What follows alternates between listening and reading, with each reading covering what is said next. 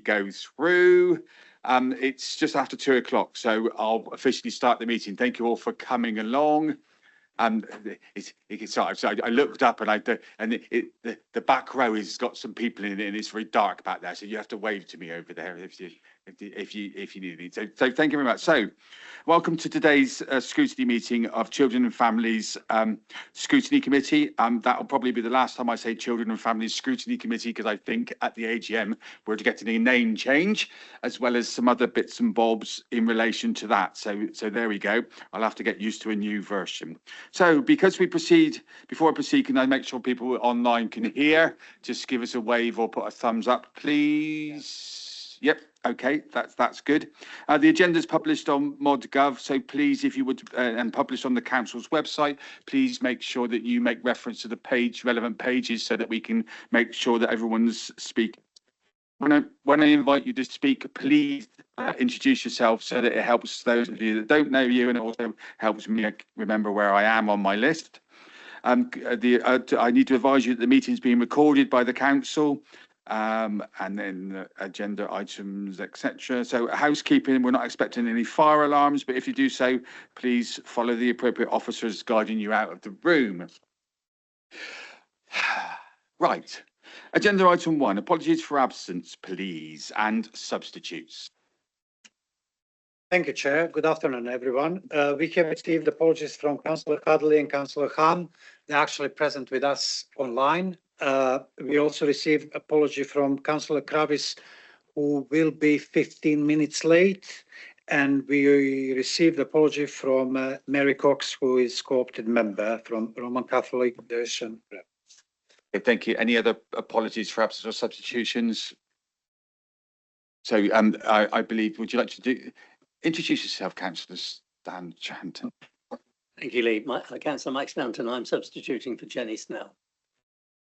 Excellent. Thank you very much, and welcome to the room. Thank you for those, and thank you for the substitutes that have come through, and thank you for joining us online, those members that are there. Agenda item 2 are the minutes from the last meeting. So we're asked to approve the meeting from the 20th of April and make any corrections. Members, any points, issues or corrections? Are we happy that it's a true record? So done. I will sign at the next opportunity. Agenda item. I've spotted. So that's okay. My item is there we are. Agenda item 3 is declarations of interest. Are there any declarations that need to be declared that aren't already published on the council's website relevant to today's meeting? Ruth. I'm going to be going over to that side a bit later to do the parent care reform presentation, but it is on my declaration. Of course, thank you for that. Okay, next on my list is agenda item 4, which is public questions. I believe we have a question, but are we joined by the questioner? Are you there, Sarah?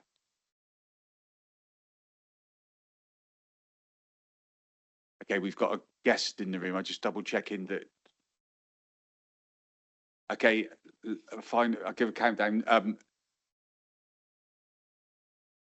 Are we there? So do we have a question?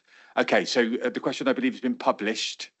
Members, I'm sure, would have reviewed that. Heather, would you just like to do a quick cover up, and then we'll send the full written response, I'm sure. So we'll assume the question's been read. So over to you, Heather. Thank you. Thank you, Chair. Just getting back on the right screen here with the right glasses so I can read it out.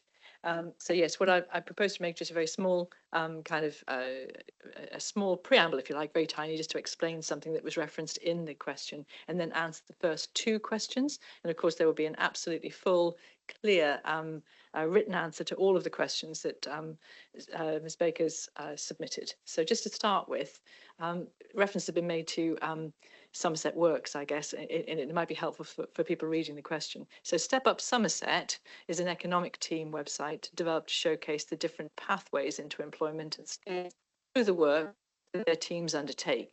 It includes community learning and employment support. It isn't a continuation or renaming of Somerset Works project. Somerset Works project is actually a concluded European Social Fund project. So just for that kind of clarity to explain that for people reading the question. So the first question is about Somerset Works. So I've got my right answer here. Oh, bum, bum, bum. Forgive me. So I've got the actual written question answer is going to be quite much longer. So in answer to the first question, all delivery partners providing any of the advocacy commissioned for any of the NEET, not in employment, educational training, support or prevention pilots are subject to robust quality assurance and safeguarding checks by the Somerset Council commissioning framework.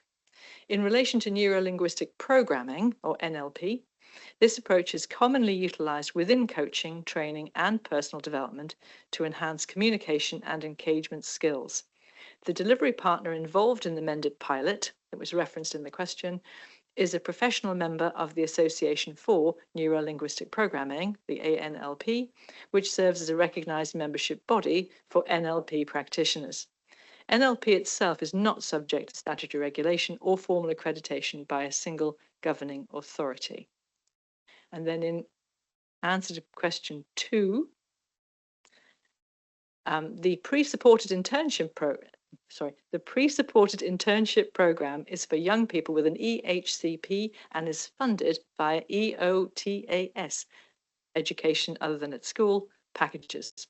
The pre-supported internship is not about rushing outcomes. It is for young people with an EHCP who are not yet ready for college, training or employment and who need additional time and personalised support to move forward. It is for those who have been declined by other providers. Following individual contact with the young person and their family, the programme develops at the young person's own pace. Building trust comes first, trust in staff, in new environments and in themselves. As readiness grows, the programme can include hands-on activities, workplace experiences, and structured educational support to plan for the future. The focus is on what comes next, which may include supported internships, foundation apprenticeships, supported employment, or other training opportunities.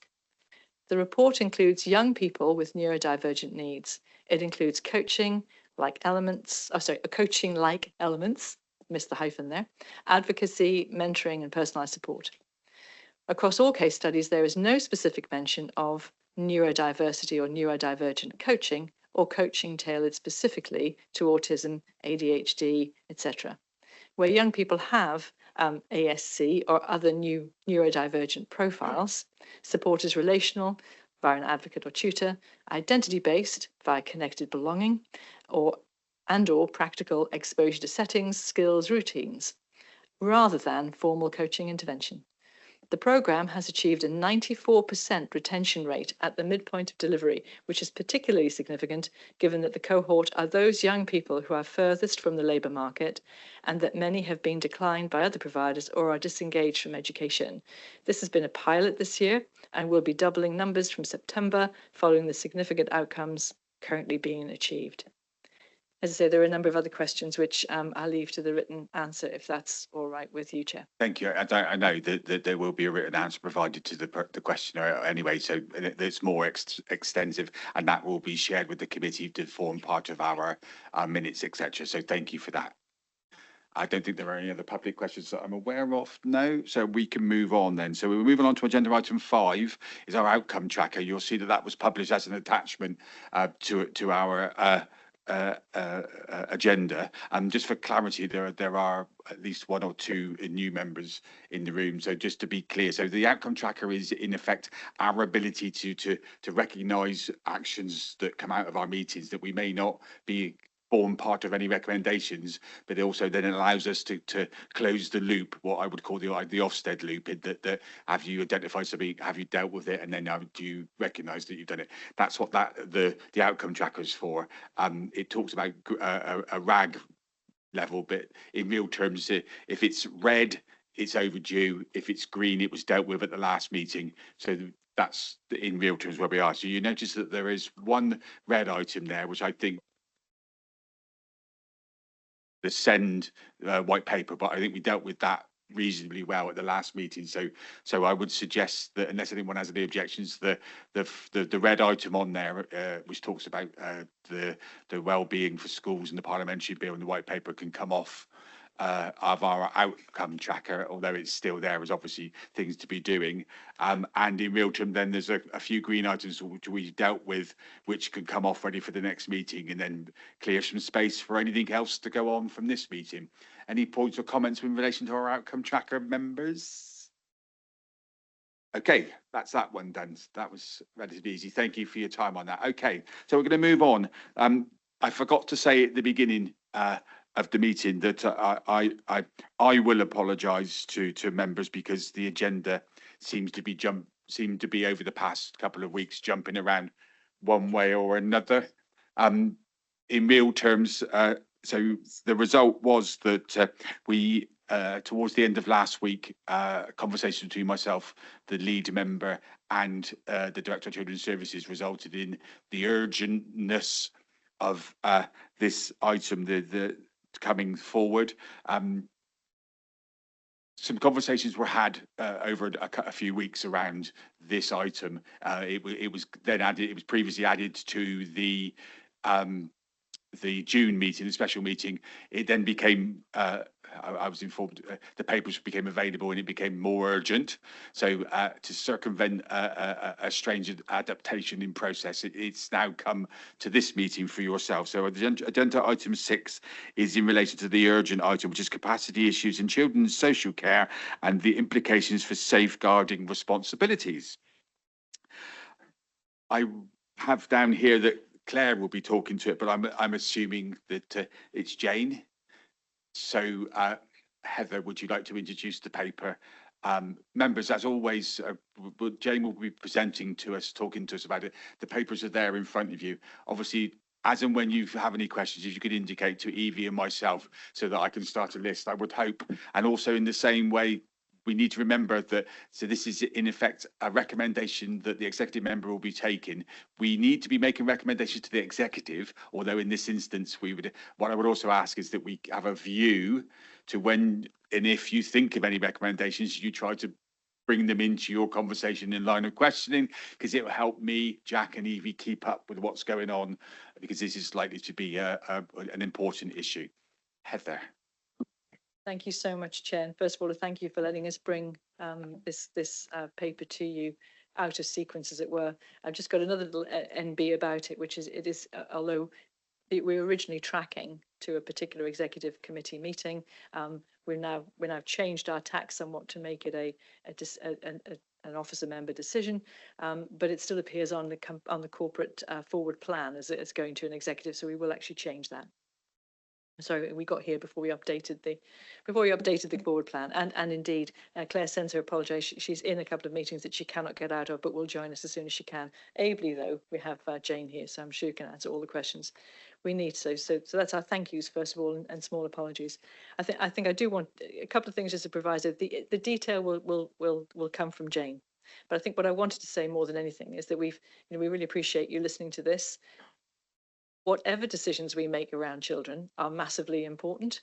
One of the things about the money being spent in this case, the money to fund this particular business plan, if you like, and this approach is actually coming from growth that's already been approved and also topped up by a prevention grant for this purpose, if you like. So in a way, we're spending money we've kind of already got, but it's really important that when we spend money, no matter what, we hear from you so that a decision I might make or we might make, whoever makes the final decision, we have heard from you and heard your thoughts and concerns and questions about what we're proposing to put in front of you. So it's really important that scrutiny is involved, and I'm grateful for that. Certainly, you'll have all heard us talk for some time about the significant capacity pressures, the demand pressures that are coming into children's social care. Really important. All the time we might be in line with the rest of the world, it doesn't matter because the pain is felt here locally.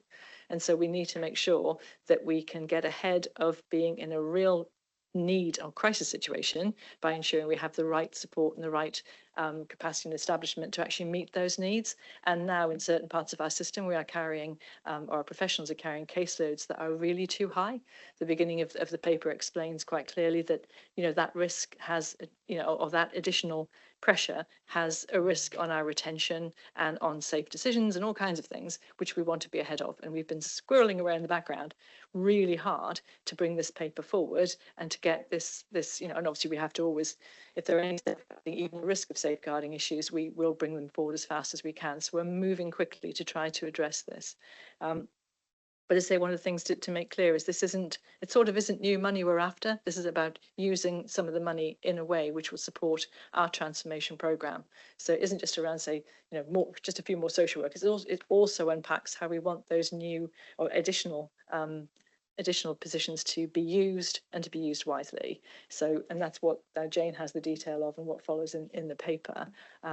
I think the other thing to mention, I can't remember if it's in the report or not, but it's kind of seared in my mind, is that proportionately, even if we had every single social worker if ever had every single social worker or social care position filled, our establishment is still quite low when benchmarked against our neighbours of similar, against their head of population, it is still quite low. And so we have been working, I think, for an awfully long time, perhaps, with a smaller establishment than we could really do with. And then if you add vacancies on top of that, you can see where the pressures come from. So I'm going to shut up now and hand over to Jane to take you through the detail of it. But I do appreciate and pleased, I'm glad you're taking it seriously. Thank you.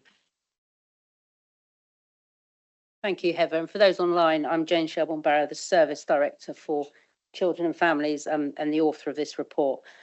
So a couple of things that Heather said I might well repeat, but I think it's important just to talk about the background to this report and what's got us to this point where we feel our only real option is to look at putting in some additional capacity to help us to make that transformation that we need to make. So I think the first thing is to say that we're very committed to safeguarding children in the service, and we do everything possible to do that based on good relational work. And the feedback from our children and families is that we do that very well. So I think that's important to say that to start with. We have a very clear children and young people's plan, which you've seen. We have a service plan that's just being renewed in the light of the time of year it is. And we also have a really clear transformation plan. And if you remember, the children's transformation plan is based on three things: that families should access the help at the earliest opportunity, and the other two relate to sufficiency. One is having children in the right homes for them, and the second one is around having the right education for them. We want our children, wherever possible, to be living in Somerset, being able to go to school in their own communities and access that community provision. Where it's not safe for children to stay with their families, then we'll look at first to give them an alternative family arrangement. And where their needs are more extreme, they may well need residential care. What we know at the moment is we have too many children in residential care because of a sufficiency issue, which means their needs aren't being met. So whilst we take our safeguarding responsibility really seriously, we also take the fact that we're part of Somerset Council, and it's really important that we contribute to resolving the financial position that the council is in. We know that because of that increased demand in children's, that's unsustainable for the council's finances. So we're very committed to doing things differently, both through the transformation plan and also through the Families First reforms. They make significant changes to how we want to work and move forwards, which in turn would impact on the financial position of children's and the council. We also are working in partnership with Newton around achieving those good outcomes for our children looked after. So we have a really clear plan there. If you remember, it's actually been to this, we've discussed the Families First partnership here before, in particular around the multi-agency child protection teams, and we're due to come back in the summer to give an update around some of the other areas of progress. So that is held within this scrutiny committee.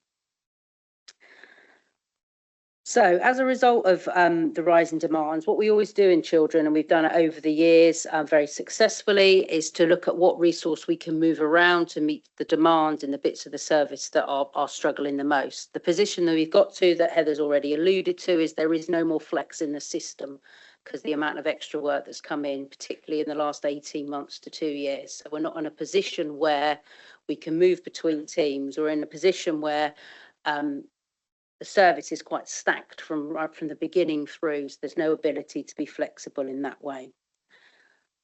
What we want to do is move towards that transformation plan and getting those new teams in. But in order to do that, we still need to be able to do the work we're doing and manage that demand that's there, hence the requirement and that need for that extra capacity short term.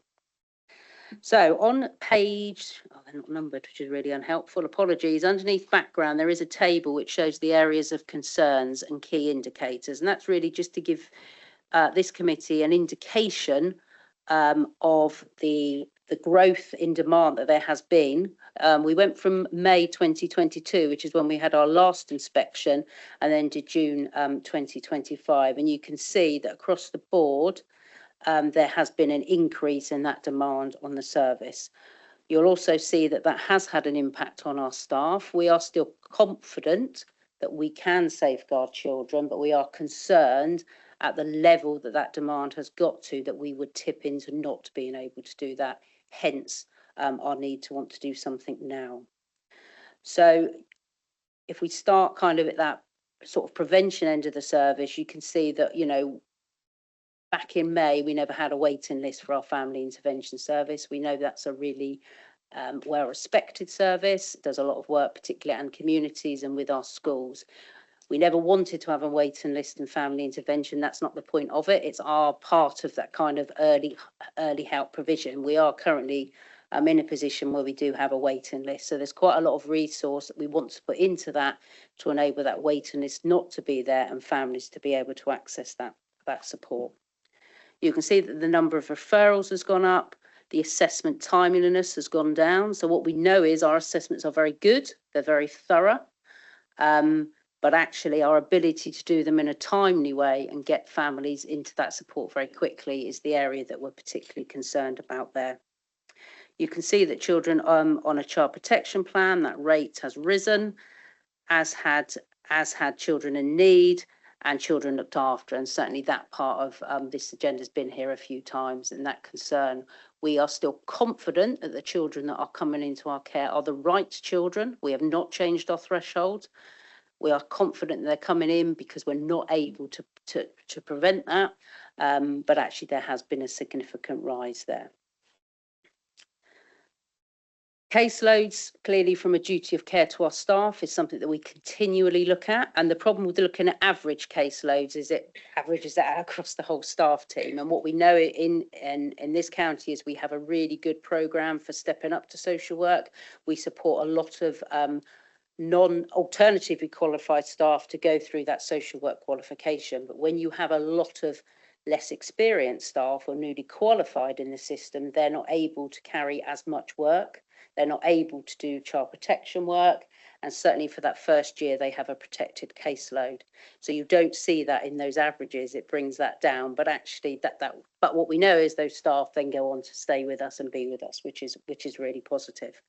So whereas we would want staff to have a caseload ranging from about 16 to 20, particularly in assessment and safeguarding, those caseloads are really, really high at the moment, which then means the ability for staff to undertake their statutory visits on time and be available. Clearly, there's a real pressure around that, which is not something that we want for our families or our staff that work for those families.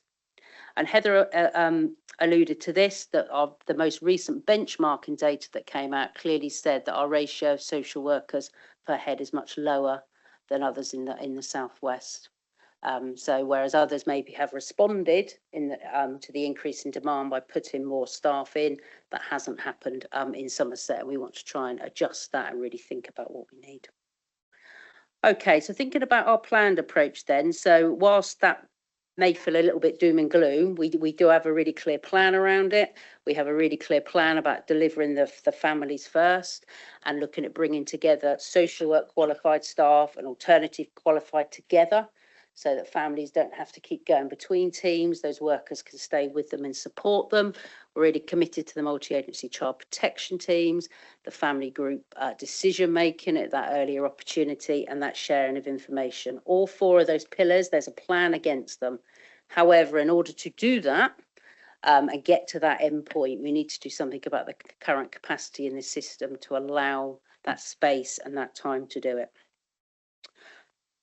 So, what we've actually looked at is what we believe we actually need now to make a difference. This is not a wish list. This isn't about if we could have all this, it would all be wonderful and lovely and we'd have lots of excess staff. This is about where are the real pressure points in the system, and what difference will they make by putting them in. So you can see under our planned approach, there is a table under point 13, which shows how that 1.63 million of that growth funding would be used. So I mentioned previously that we would like we propose to put some more family intervention workers in.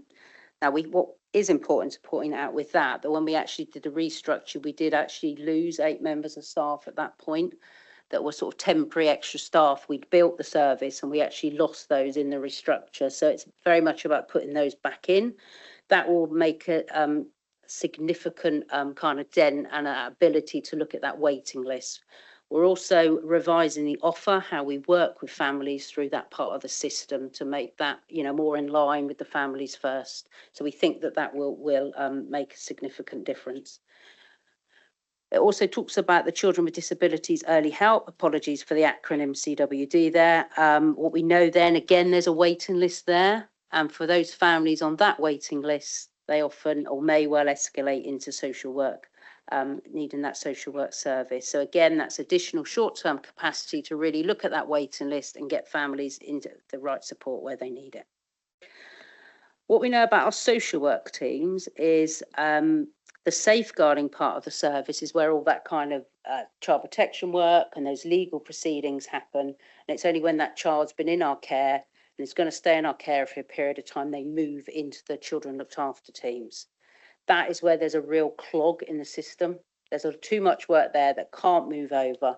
And that's where we want to kind of put this extra resource and almost think about that family help more approach, where we can get some alternative qualified social workers alongside qualified social workers to really look at that work together. So that's where we're proposing that those social workers and family intervention workers go. What we know about kinship assessment, sorry to say it through, but I really think it's really important that you've got some of this breakdown of data to really understand it. What we know about our kinship assessments, we've had a huge amount of success with kinship. It's a real success story for Somerset. We've got a lot of children now living with kinship carers, so that's people that already know them. So it's excellent bit of that kind of fostering kinship support is really good. We end up having to go out and use independent workers to undertake assessments. For this year, or the year just gone, it was about £280,000 that was spent on those assessments. Now, some of that is our other staff doing extra hours. So again, there's a bit of a duty of care thing there for me as well, that it's good for workers to keep up their assessment skills, but actually these workers are already working their hours. So the idea is then that we appoint 2 social workers, which is less than half of that, to add to that team to kind of help work through some of those assessments. Family time is an area where it's under a lot of pressure because it's court ordered. So although we may well go into court and put forward a plan, a balanced kind of family time arrangement we think is in the best interests of that child, the court may well order extra family time, weekend family time, every day, which, because the family time only has a set amount of workers, social workers end up doing that family time. And what we don't think that is the best use of a social worker's time. So we want to put some extra capacity into that team to enable the staff that are employed to do that are doing that work, which in turn frees up that social work time to do those social work tasks that only they can do.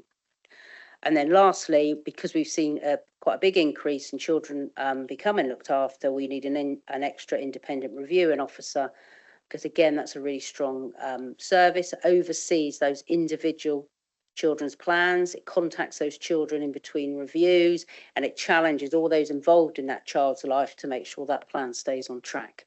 So they're the areas that we've drilled down and said, if we can put this temporary resource in to actually help with these capacity issues while we're doing all this other work that I'm happy to go on to around that, actually will make a difference. And that comes to £1.63 million. And this is about managing demand and mitigating that worry that we won't be able to meet our safeguarding responsibilities. Would you like me to pause there, Chair, around that, or? Okay, that's fine. There are a number of questions. I've got a number of questions, so I'll let members go first for their points. But also the important point to remember here is that the report probably needs a bit more fat around it without the plan and stuff like that. But we can deal with that as far as recommendations are concerned. But just to remind members, so the decision, I've asked specifically about the decision, and so in effect this is a £1.6 million decision that's being taken. I've questioned about, because I asked the question of the executive member previously around where the decision should be taken. Obviously, I thought our constitution allows for lumpy numbers like this to be taken by the executive rather than an individual, although it's Heather that will be taking it in a couple of weeks' time. The important point that I would say is that please bear in mind some recommendations that we may want to be making as we go through our questions. I tried to pick, I have a draft recommendation because I wanted to be clear on where we are, but it's that's important. So I have a number of members that have already indicated members, so please indicate yourselves if you do want to go. What I'll do, I'll call Francis first. And I got Francis, Ruth, Evie, Andy online, and then members please indicate as well so that we can add you to our list. Francis, I'll bring you in first. Thank you. Thank you, Mr. Chairman. Yeah, I've got quite a lot of questions, I think. This is something which has been growing for some time, and I know that the lead member and officers have been enormously worried about it for a long time and trying to do things about it. So I think if Mr. Chairman will allow me to indulge me, I have a sort of overarching question on that, and then I have a number of questions underneath. The overarching one is, you've been trying to do something about this for quite a long time. Why has it got to the point where it comes to us as a matter of urgency with not enough time to read the papers, when we know that you've been trying to, what have been the hurdles in the way that didn't have us really considering this over the last year or so, and therefore being able to have perhaps a bit more input and support for doing something which the council clearly needs to do, without it coming to us rather as a sort of urgent thing. So something about what are the blockers that are stopping you getting here sooner than this? Because this won't be the only thing that is worrying you, but it's a major thing.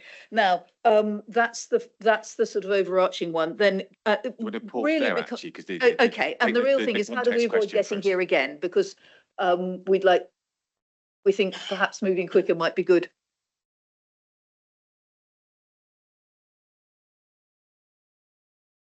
I think what I'd probably like to say, and I appreciate you asking that question, and you are right, there are other business cases that we are, willing through the system, say. I think there's been something about. Very quickly say, how long did this business has this business case been going? Don't put me on the spot on that one, because I really don't want to busk that one, Francis, but it's longer than I would have liked. Can I just say longer than I would have liked? Over a year? Francis, right, shut up now, Francis. I think if I may, I suppose over the last, if I reflect over the last year and a couple of years, in fact, we have all been operating in the council under a real strain financially, a really constraining time.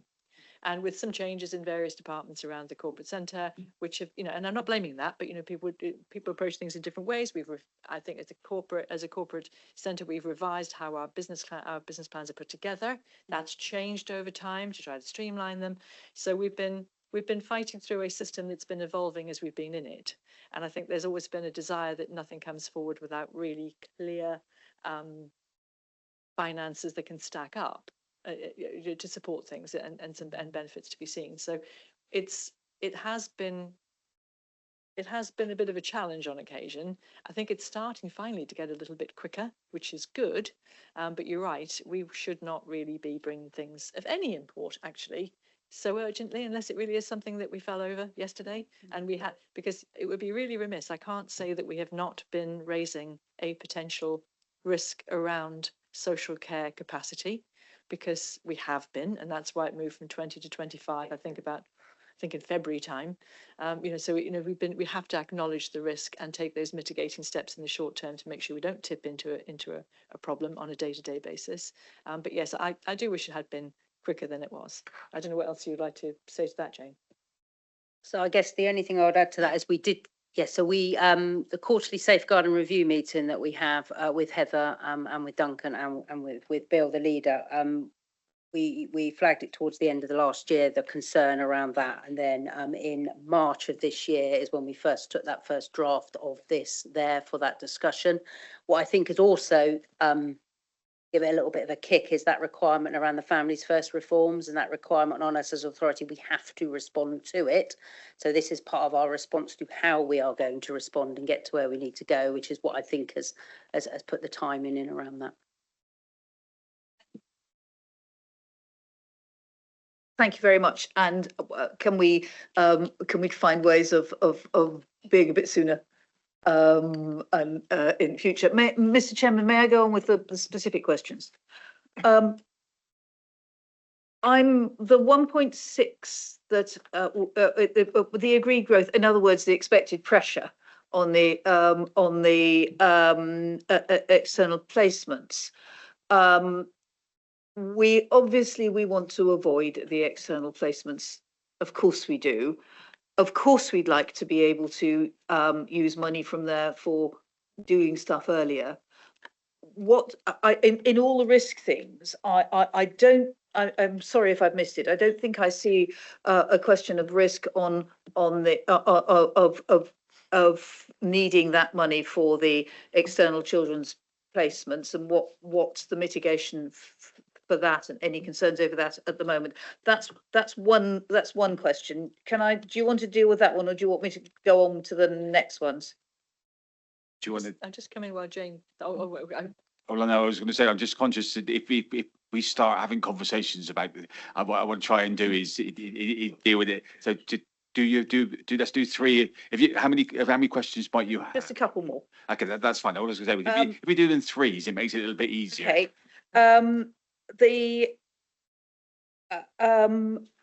The money, the other large quantity of money that comes that is again from a growth fund that is held centrally for prevention work. Two questions about that.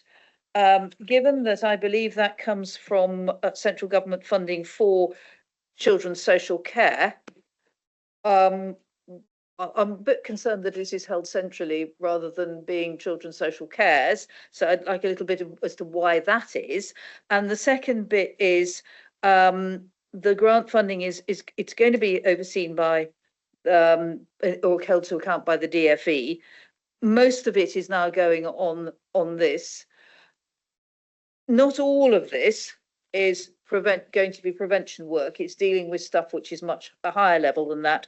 So how is the DFE going to regard that?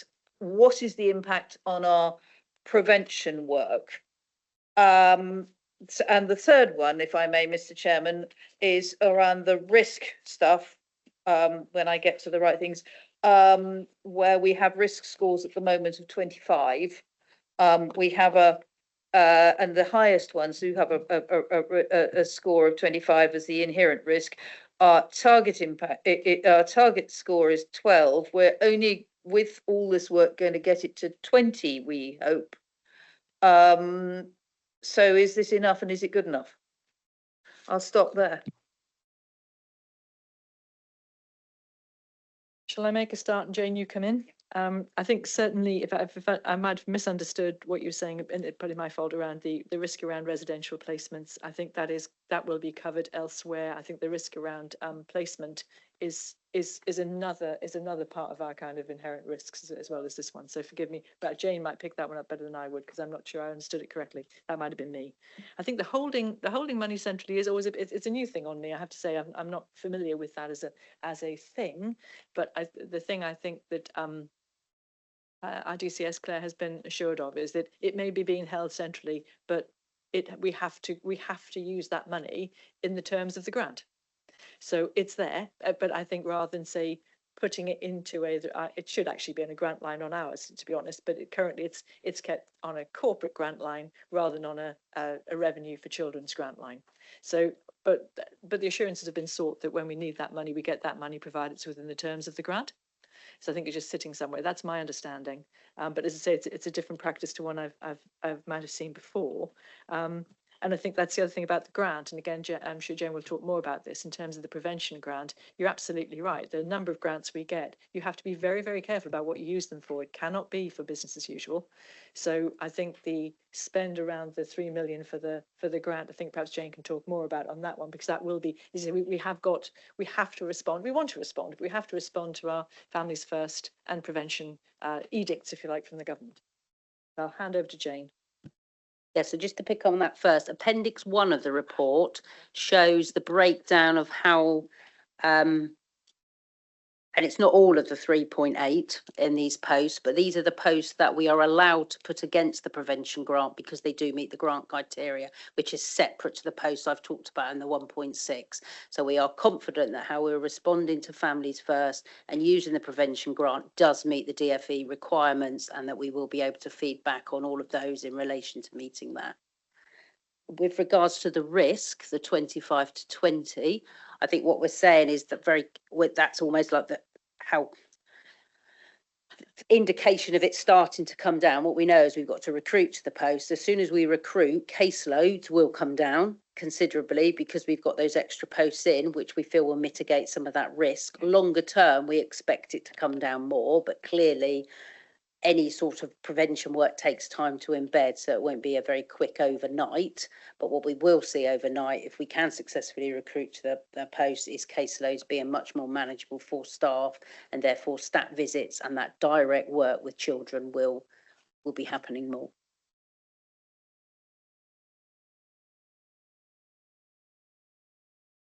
One is, yes, my worry about the money from the external placements is what happens if we need external placements and we've run out of money. Where does that come from?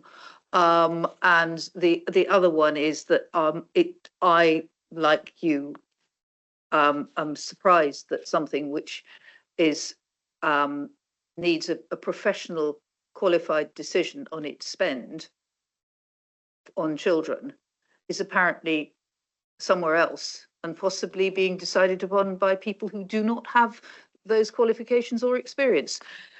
That's all I'll say. Could I just come back on the external placements one? Because obviously, as well as this piece of work, the work that we're doing with Newton around and also the business case that we've got through around all the fostering interventions, which is about getting more fostering homes, retaining carers, moving children from expensive external placements back into the county. All that is designed to actually try and mitigate that no further increased spend. But clearly what we've also got is that ongoing increase in demand as well. But so there are things put in place to mitigate that. But to the best of our endeavours, that's what we're going to try and do. Just one of the points there are lots of things happening in the background.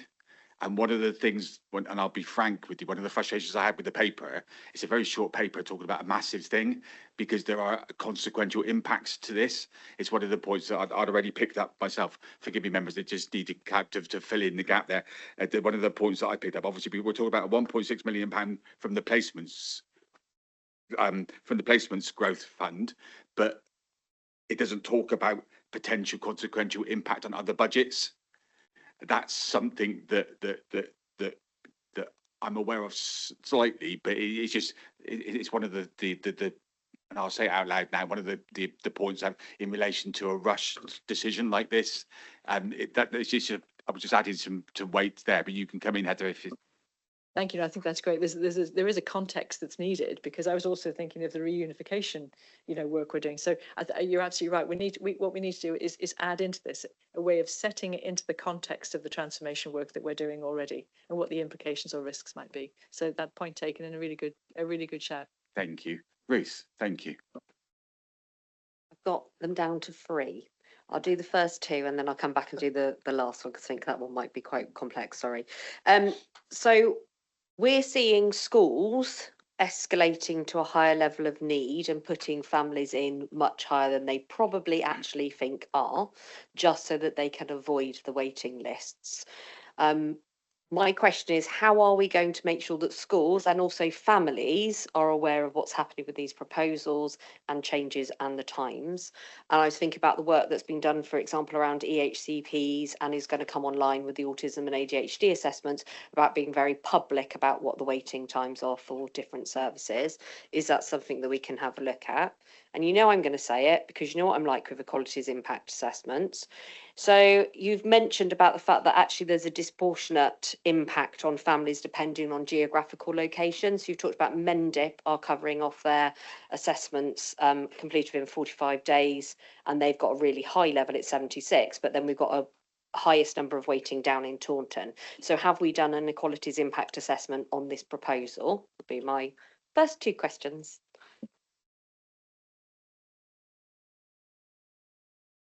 Sorry, in the report, there is a section on equalities impacts. There was a thorough discussion with Tom Rutland around it and what was needed and what wasn't. The proposals themselves are based on us looking at the different areas and demand in different areas and which teams were putting in the extra resource, whether that's required or not. To try and, so the reason we're focusing on South Somerset for the test and learn areas because they have a much higher level of families in proceedings and the need there. So they need an extra team to bring their caseloads to the level that Mendip are already at with the teams that they've got. Okay, can I come back to that? I would expect to see an equalities impact assessment for belt and braces on this. So I think that's something you might need to think about just to cover yourselves. Yep, thank you. And then the second one was about feedback to schools and parents. So as you can see in the report, there is the survey that went out to families around the families' first proposals are getting feedback on them of what they want.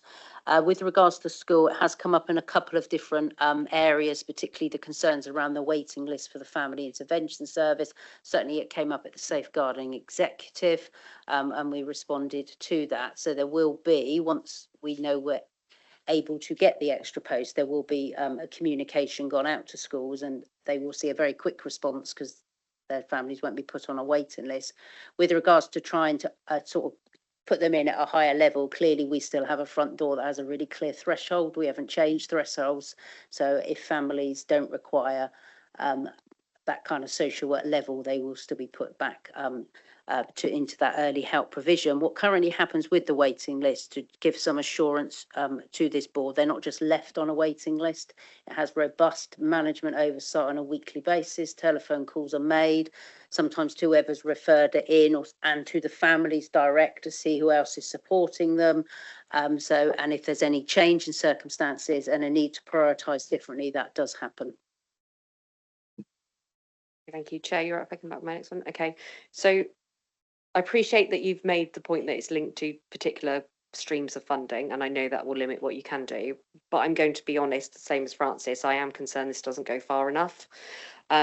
We're seeing a lot of low-level need suddenly escalate very, very quickly.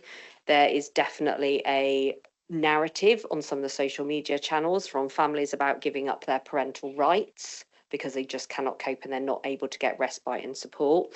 So actually, what are we doing about that element? And that might not sit within this funding, but what are we doing about improving respite? What are we doing around things like the CIA team that haven't had a significant financial increase for a significant amount of time? All of those are our early help areas that we could be addressing, and you know, a small amount of money would make a big difference for families.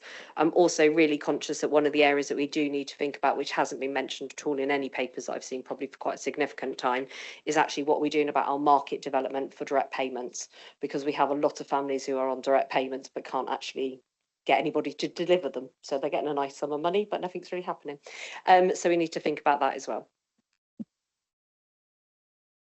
Thank you. Can I suggest that I take that back to discuss with Amelia for a further discussion, if that's okay? I was just going to say that that's probably a little bit broader than the paper, but the point is valid. I don't know whether, forgive me if I missed that, and I was right. And I think one of the questions that Ruth was asking was, how are we going to feed back to families the progress of this? Was that? So we went out with the first survey around the reforms to how we deliver services to families. That'll be an ongoing communication as things move forward. And we did it through a survey before, but we're doing it through some of the locality work, through some of the Somerset Connect. All of that is being looked at that local level. Okay, thank you. Evie, Vice Chair. I've actually lost my notes, so somebody's got them in front of them with scribbles all over it, but I have got some others. Can you explain a little bit more about is the increase in demand because there is actually a need, or is it because there are really gaps in our provision? Which concerns me, because how are we managing those risks at the moment before the additional staff are in place? So I'll let you answer that one, and then I've got another little question after. Okay, so in answering that, what I would say is the increase in need is also mirrored in our neighbouring authorities and nationally. So there has been increased demand in the system, particularly since the end of the pandemic. There are lots and lots of different thoughts and theories on that. Are people not access? Is some of that universal provision not there that was there out in communities? Lots of people have different kind of views on that. How we're managing the workload at the moment. We are managing it with robust management oversight, but the impact of the extra caseloads we're seeing in things like assessment timeliness and things just taking longer to do. We are confident at the moment we are safeguarding children, and we haven't, the feedback we've had around that, but that we're still doing that okay. It's just requiring a lot of extra management oversight at all levels. So senior managers as well, having that robust oversight around how the service is performing. Okay, and next bit is when will we see the improvements for like assessment timeliness, and what Lee and I were talking through earlier. We're just a bit worried that it lacks a bit of targets. We've got our previous years and where we're at, but actually where do we see ourselves? Because I'd like to be able to see that coming back to us and seeing that we've made those improvements. Yeah, so it will be in our new service plan. So if this gets approved, what we're doing is setting out some clear targets. We always look at assessment timeliness on a very regular basis with senior management. We have the Claire does links a meeting in where all our KPIs are looked at. So we will be setting some clear smart targets, looking at them monthly to say, has there been any improvement, particularly once we've got the staff in. So for each of the things we're asking for, each of those areas, we'll be setting what we're intending to do with it, what that means, what will the outcomes for children mean, when will we see it, and we'll be tracking that through. That's something that obviously will be available to scrutiny members. Okay. Thank you. One of the points so thank you, Evie. So one of the things that's lacking in this is a delivery panel, or how are we going to be able to hold you to account for progress and the timeline. So that's one of the things I've already written down. So that I've picked that up. That's brilliant. Thank you, Evie. Sławek. Hello, Sławek Nowakiewicz, cooperative member.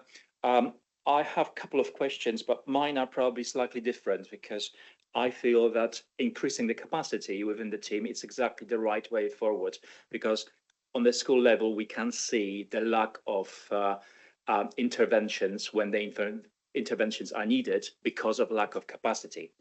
But I suppose what I'm seeing is this is not something which can happen overnight. We know recruitment takes time, and I'm thinking about the newly appointed staff, at which point they will be ready to operate in their full capacity. What will happen between, what's the plan in between now and those appointments?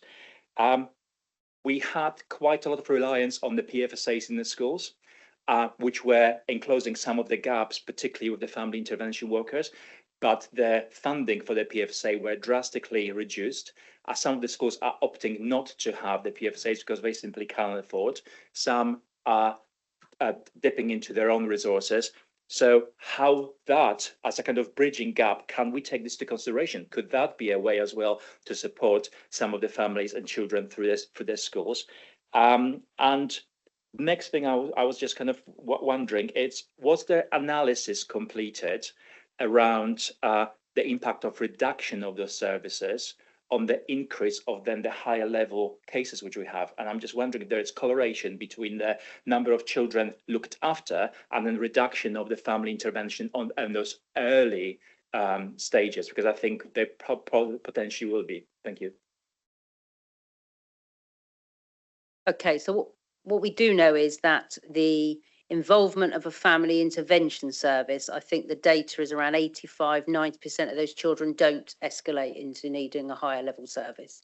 So in respect of that, if less families are being worked with by the family intervention service, then yes, there could well be a correlation. Some of those families may well have come in somewhat, some may not have done, but that is certainly something for consideration. And when we always do a become and looked after audit, so we look at every child that comes into our care and what we could have done differently, and most, it's always the same themes. They haven't changed around that access and sort of support early. So that's probably the best answer I can give to that part of the question. When will staff be ready? So some of these posts are social workers, so they will be already come in as qualified social workers. So it'll be the usual induction of them getting into the teams, but they will be ready to run with their expertise. And the same with the alternative qualified workers. There'll be family intervention workers. So we've already got the service. So one of the reasons for trying to push this decision through now is that we're in May. We want people to be up and running and ready, particularly it's going to be August, September time, but at least it gives us that period of time to do that, ready for September, particularly when schools go back. I just want to add also about the early family intervention workers and that process.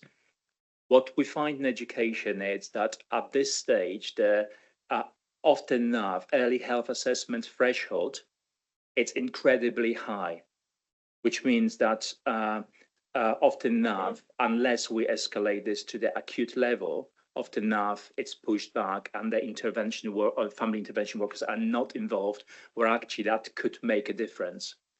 So I'm just wondering if that's taken into consideration with the new plans. It's how the thresholds can be reviewed, or actually even with the early health assessments are not completed at acute level, the intervention services will be still involved.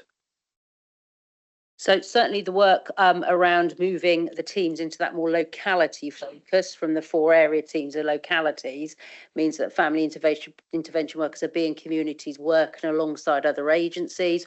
All of the work that's happening around the family group decision making. So if you remember, we've got the family group conference model in Somerset that's held up in national regard. The idea of putting the family group decision making very early on in that first, happening in schools, happening in communities, to try and help with that much more early identification and response. And that will be supported by those locality teams and the family intervention service in those locality areas, helping train people up, offer peer support, that kind of consultation around that.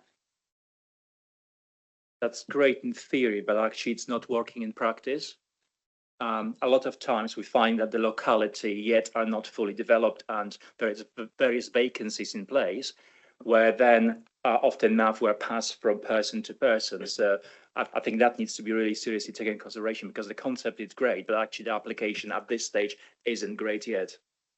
And I would totally agree. It's very early days in that, and some of the issues we've got capacity to actually get that launch fully and up and working has yet to be realised. So I fully take that on board. But that is the plan. It's been taken into consideration, but it's not. We're not yet there yet. Again, if this was bingo, I would be ticking off delays and worker churn on my list. So thank you for that. Simon Carswell. Thank you, Chair. My questions, I suppose, revolve around the summary of the proposed posts. A lot of the posts are for 2 years, which begs the question, is the problem going to disappear in 2 years' time, which I very much doubt? And also that will have issues around recruitment and retention if somebody is only being recruited for 2 years on a 2-year contract. And also, Jane alluded to the fact that some of the family intervention workers, the increase isn't as much as on there because someone let go beforehand or the numbers reduced. And I just have to question why they were let go in the first place when you had fully trained workers. And my final thing, which might be a bit controversial, but I'll say it anyway. With the new social workers, you said they'll be ready to be up and running as soon as they're recruited. I'm assuming that a lot of these social workers will have to come from abroad, possibly. And I just wonder whether there's cultural differences when they come straight in to a role as a social worker, and different perceptions of what is acceptable in other countries may not be the same as they are here. Thank you. Okay, so will the problem disappear in 2 years? We don't know what the ongoing demand will do. The reason we set it for 2 years is because of all the transformation work that's happening around the Families First, trying to change how we manage children that come into our care, reduce the numbers coming in. So it's about setting that timeframes against all the transformation work with a view to us working differently and being able to respond to the demand differently. So that's why it's 2 years. And also we would not be in a position to add to establishment permanently because of the position of the council. Recruitment for 2 years, there's always recruitment challenges. What we know is because of the posts that we are recruiting to a post that already exist in the structure, usually there's a vacancy turnover. So the likelihood is, there's a strong likelihood, as there always is, if someone comes into a fixed term post, that a permanent option may well become available during that time. But yes, you're right. If someone sees a fixed term post or a permanent post, some would go for the permanent. We're hoping, because it's exciting work we're trying to do, doing this transformation work and doing something differently, and the way we're going to be going out to advert, we hope we'll get people that want to come and do something a bit different and help shape that way forward. So we're trying to mitigate that. Why let go? We didn't want to let staff go, where there was a very clear, because they were posts that had been put in as the service that was building, that was linked with the financial emergency at the time and the hours that were cut. So that's the only way I can respond to that. It certainly wasn't a case of we wanted to let people go at all, and they were vacant posts at the time, so we didn't make anyone redundant. They took away vacant hours at that point, so that's how it happened. The workers that come to us from overseas come in at set times of the year. It's usually January time on a programme, and there are certain teams that they would go into to enable that transition over from the country they came from. So we are not anticipating, because of the timing of this work, that any coming in would be coming on over from overseas for this work. So no. Thank you. Councillor Hunt, John. Always prepare, isn't it? Unprepared again. You mentioned earlier on that there's demand is clearly, I think we'd all agree, is going to continue on the upward trend. You mentioned about staffing at the moment. You're concerned over the demand, and you mentioned, I think you mentioned tipping point or something like that. But is there clearly there is a tipping point in terms of staff levels against the demand? How close are we to that tipping point is one question. If I can ask a couple more at the same time, that would be great. You partially answered this to Ruth, I think, with the demand in areas such as Taunton is very high, in fact the highest in the county. Is that being specifically, what plans do you have to specifically address that? And thirdly, how does the plan itself enable long-term transformation rather than just short-term stability? Thank you. Okay, thank you. So tipping point, I mean, my view would be we want staff to have manageable caseloads. And if we ask them to take on extra work, that's not sustainable for very long. And I think staff have had increased caseloads for a considerable period. That's too long. So as I've said before, I don't believe children are currently unsafe, but the ongoing pressure on staff of having too high caseloads around their sickness, morale and all of that is what we're concerned about, and we want to not get to that point. you know, when something happens that clearly no one would want. So it's really hard to say that. There's really clear guidance around on caseloads. Ofsted always comment on caseloads. We'll wait for our report to see what their view is around our capacity, but it's something in our self-assessment document that we presented to Ofsted that we said was of concern, was around staffing capacity and caseload levels. So it's something that, you know, we've not hidden that. It's something that we're very aware of. Does that respond to that one? Okay. With regards to the Taunton area, so currently we work in what were the old 4 district council areas. What we don't have in each of the areas is the same amount of staff in each of the teams. So already we look at actually how many children are open to the service in that area and how do we respond to that. The reason we've chosen South Somerset to do the test and learn was largely around, and I think this came to scrutiny a couple of meetings ago, where the police are piloting the multi-agency child protection team. So they're doing an east and west split. So that's why that has been chosen. Yes, he did. Darren did come. In the report, in both the prevention grant element of it, you can see we are proposing to put extra staff into the Taunton area to mirror the test and learn that's happening so that we are managing that demand. So we look at each of the 4 areas, what staff's needed to be able to make sure that caseloads and work with children remains high priority and really good for children. So that's how we would respond to that, by looking at staff and levels, and across all services from family intervention through to leaving care, staff numbers are different.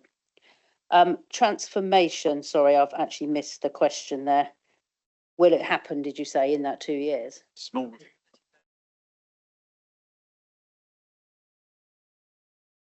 Forget. Looks like it's short term rather than long term. Are we trying to make this transformation long term rather than effectively being short term? Yes, so the Families First Partnership is a long-term transformation for working differently with families. The business cases that we have got through around how we're working with families through the fostering, all that transformation work is a long-term plan to change how we work with children. This 1.6 is about settling the system and getting enough capacity to enable that long-term transformation to happen. Yeah, that goes back to the point that was previously. This is a 24-month proposal, but is it going to keep going or just solve the problem now? I think that's what the point that I wanted to reiterate there. Councillor O'Donnell. Thank you, Chair. I think some of my point, or some of the questions I was going to ask have been slightly just addressed, but there's one thing that I'm still unclear of on the report that I'd like to ask, because looking at the increase in staffing capacity, you identified, well, as I counted it up, was I think 35 roles.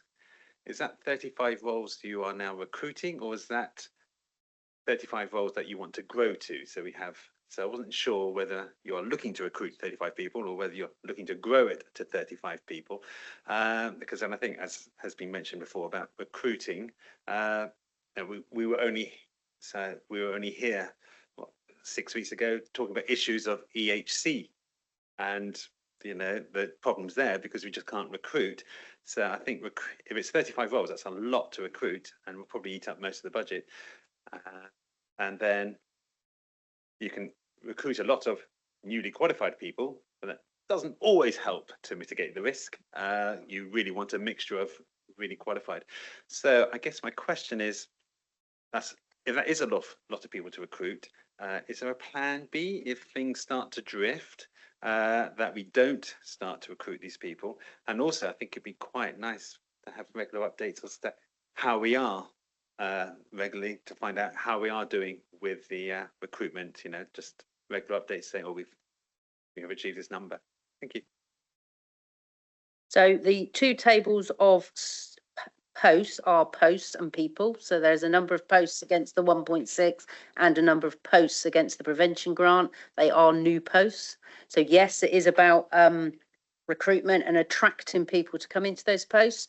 You're right, we may or may not be successful as that, which is why we need to make them, the adverts, as exciting as whatever. We know Somerset is, children's social care is a good service to work for. People tell us that. People sometimes leave Somerset and come back because other authorities, they don't maybe have the same sort of experience. So we can only try. There is no guarantee, you're correct, but we feel we need to do something to try and improve those services. So we are very focused on recruiting to all those posts.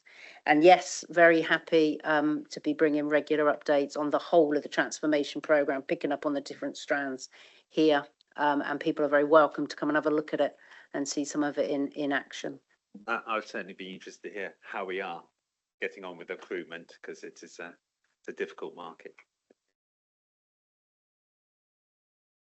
Just going to say another nugget of information I picked up, and I can't quite remember which paper I read it, and it wasn't in this one, it was in a previous paper, I think to do with the inspection, I expect, which was saying that we actually managed in the last year, I think, to convert 12 locums to full-time work, which meant they must have taken a bit of they took a pay cut, but they wanted to be with us, which is helpful. It's not answering all the questions, but that gives us a lot more confidence that people want to be here.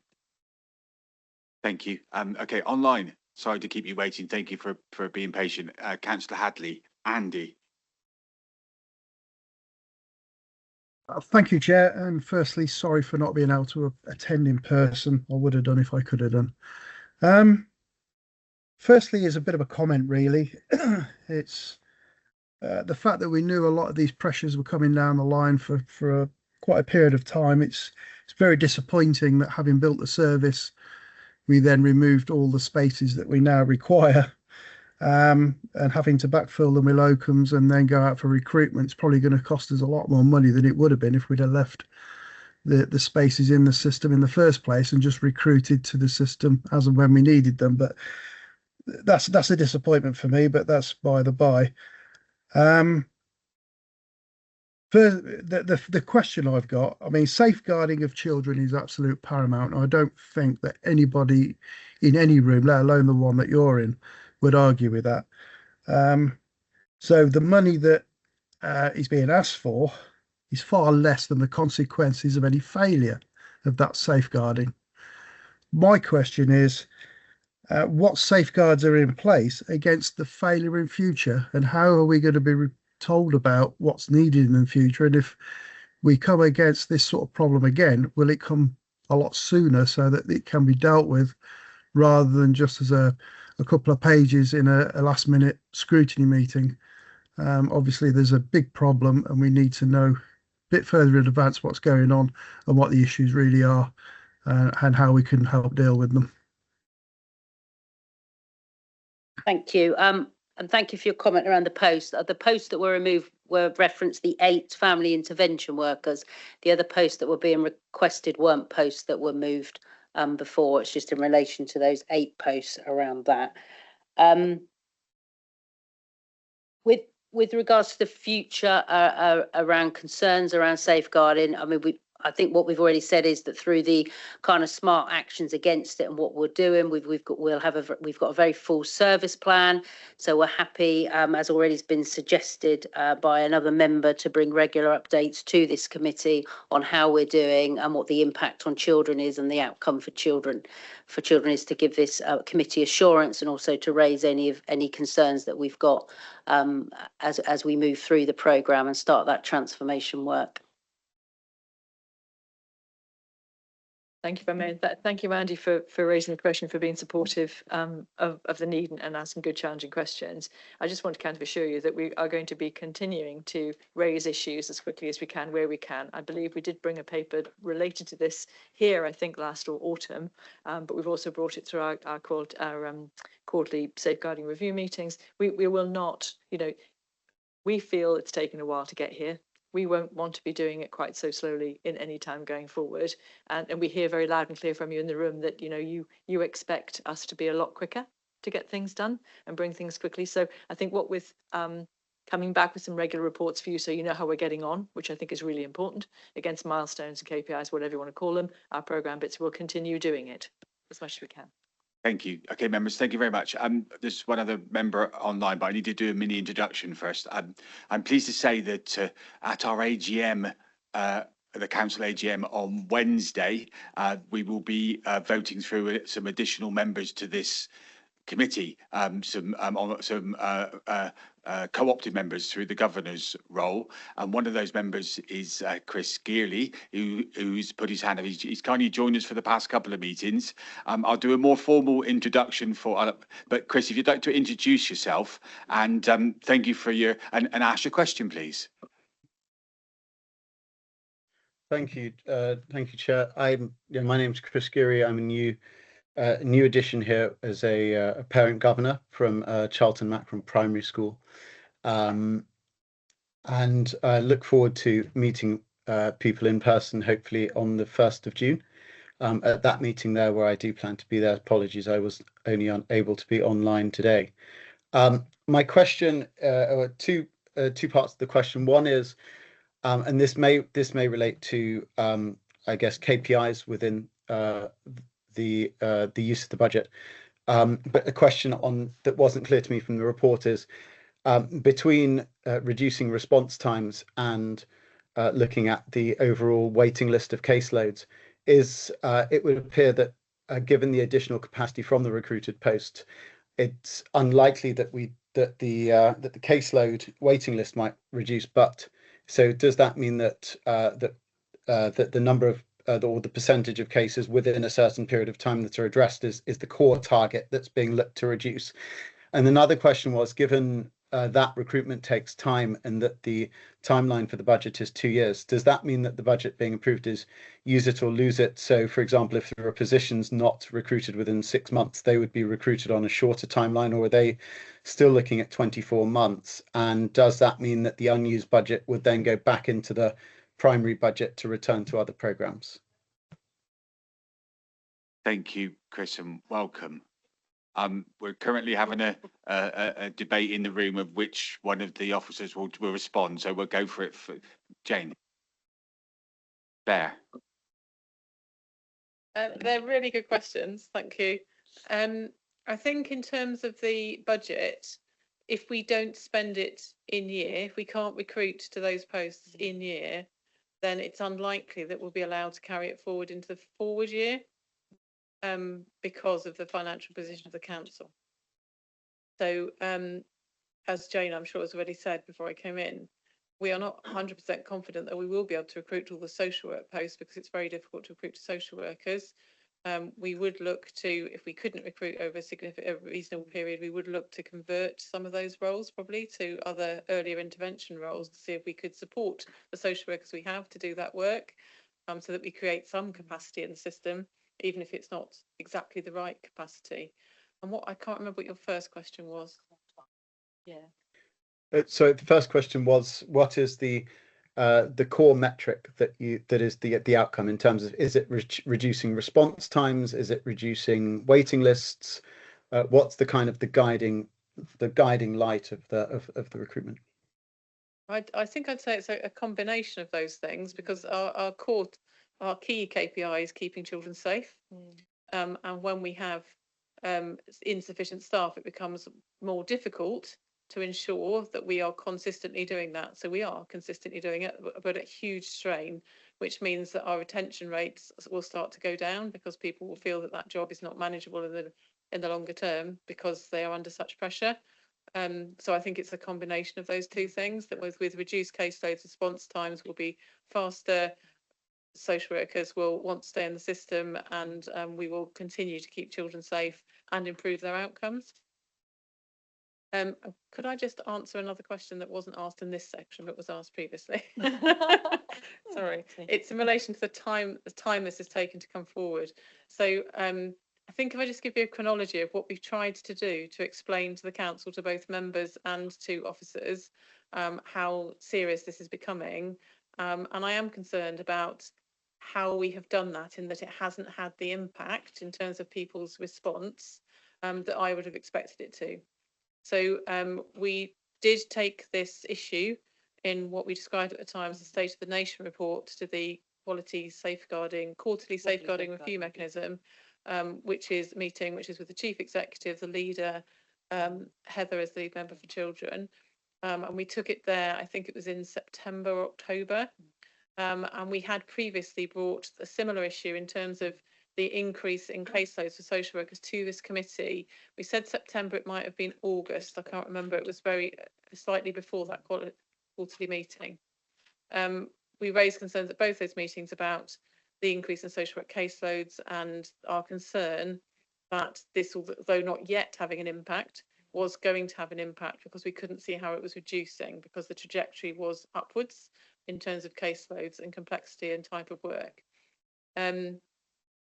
We then took it to, so after that, it then, because we didn't get any traction at that point in terms of the need to increase staffing, I then increased the risk rating, on the strategic risk register, for social workers in terms of the risks, the safeguarding, which is one of the corporate strategic priorities, to 25, which is the highest level at the end of last year.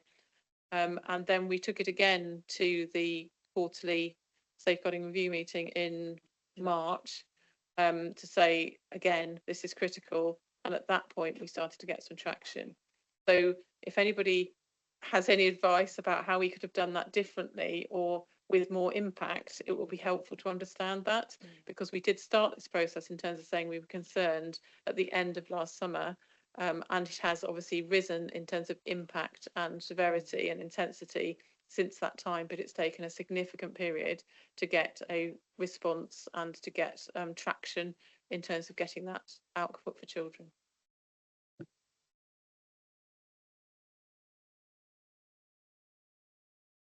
Thank you, Chairman.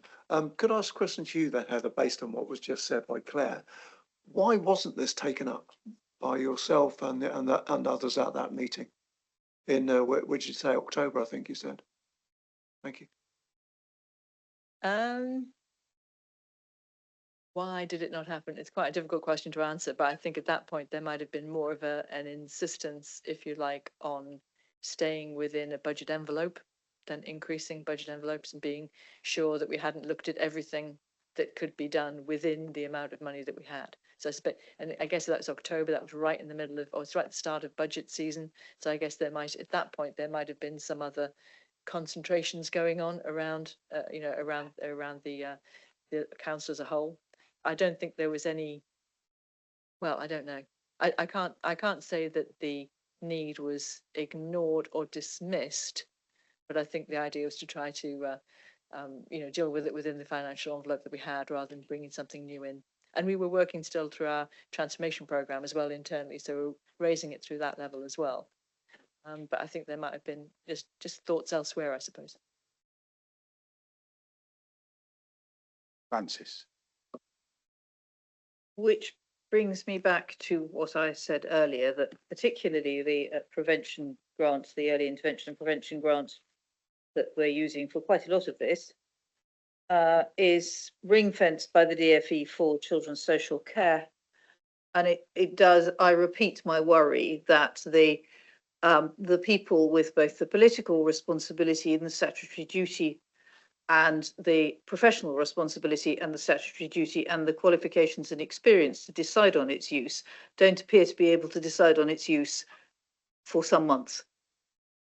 And that people who don't have that statutory duty and don't have that experience and qualification seem to be making decisions which delay things. Try and answer the impossible question, but I'm grateful for the question. I appreciate what you're asking. I think the thing I should say is I will take that back as member. Rather, I don't want to put an officer into that position. I will take that question back and ask it. Come back to you with an answer. Andy.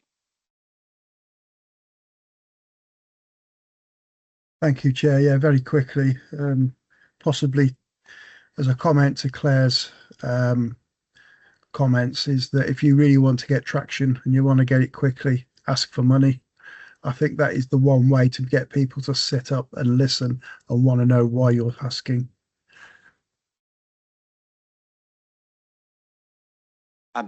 Thank you for that. And just we've moved slightly away from where we are supposed to be currently. So and I'm trying my very best not to get into trouble. But what I will say is, so the answer partly to your question, Claire, my door has always been open in relation to how you can get things escalated. So at any point, the point that you to hear that you said that you took it to the leader, the chief executive, and the lead member for children's services back in September, October, isn't a mitigation for where we are, and Heather's response. Forgive me, again, my door. If we need to escalate, if the concern is this big, which this paper has come forward. The tagline nearly was "Children are in trouble. You need to do something quickly." Is a little bit. But so members, we've had debated this question, and I've just got a number of points, and I've got some recommendations. So bearing in mind, so we'll jump back to where we are. So the decision that's been put in front of us is the one that I've now had it clarified to be taken by both the executive member for children's families and the member for finance. So it'd be apparently Issue and Liz that are taking the decision together. I've got some recommendations which I think will come out of what we said, but I'll quickly to try and summarise some of the points that members made today. Going back to where I've just been to, it was made a number of times about early intervention, early scrutiny could be very helpful. Policy, bringing things to us in policy development will help speed things through. There was points made about the use of the funds and potential impact on other things. There was different areas of the county were mentioned, and there was about level of inequality and how that's going to be met. There were mentions about delays in early help as potentially causing us more issues going forward, and there were conversations about delays in process and worker churn. We talked about the now problem as opposed to anything further. Staff availability, the ability to recruit, targets not met, and how this is going to improve things and make it better.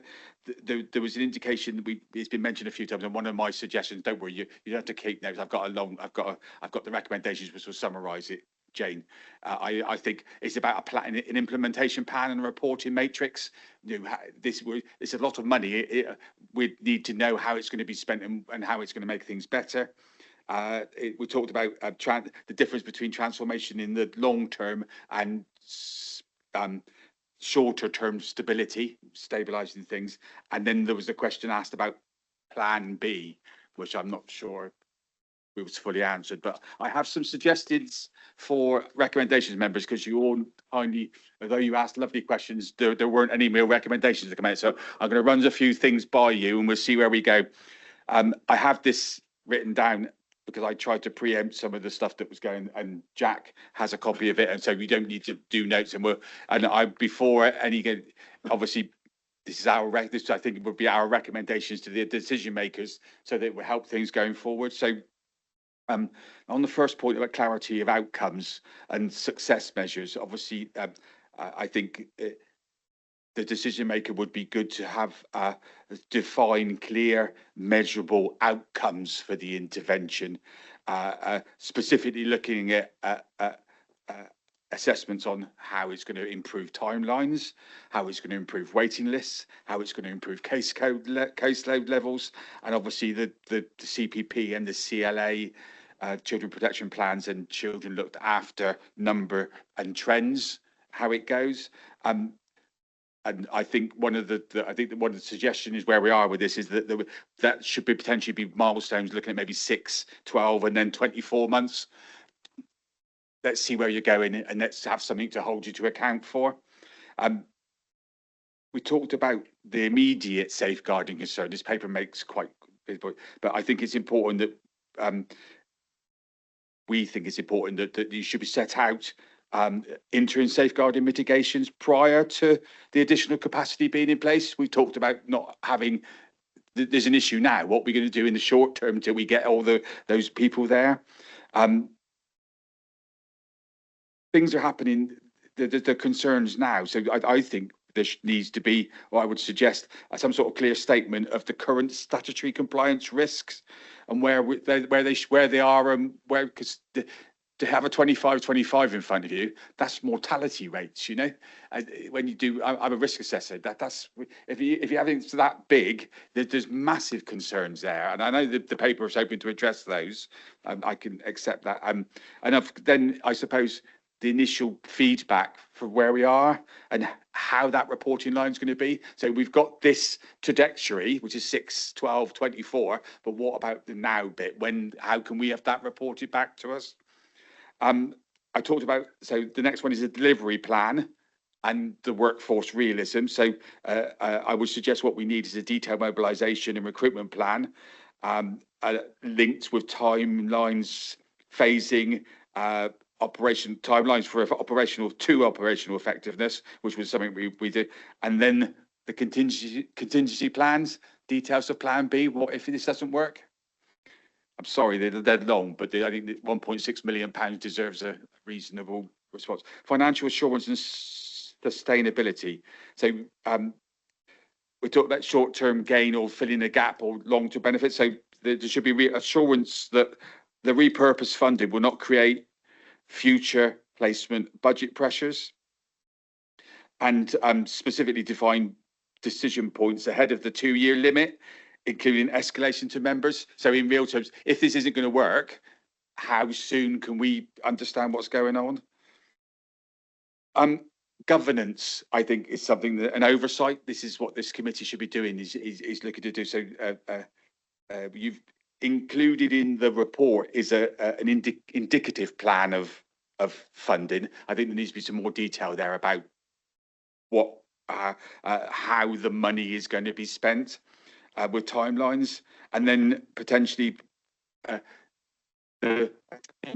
or it's going to be taking the decision, but what's the governance arrangements around that with decision logs and criteria? So what's the governance once the decision has been taken? I think you're delegating a lot of responsibility to the Director of Children's Services, but I think there needs to be a bit more transparency on that. And then obviously with the reporting, there's a need for reports talking about workforce demand, finance, and the outcomes. Is quite massive, I think, the bits that are there. So picking up on Councillor Hunt's point, and I think about different areas. So focus on the high pressure areas and equality. I think one of the points is that we need to set out how resources will target the areas of highest demand, and then provide assurance and that there will be consistency across Somerset, that giving more to one was not going to take away from another. I'm nearly there, members.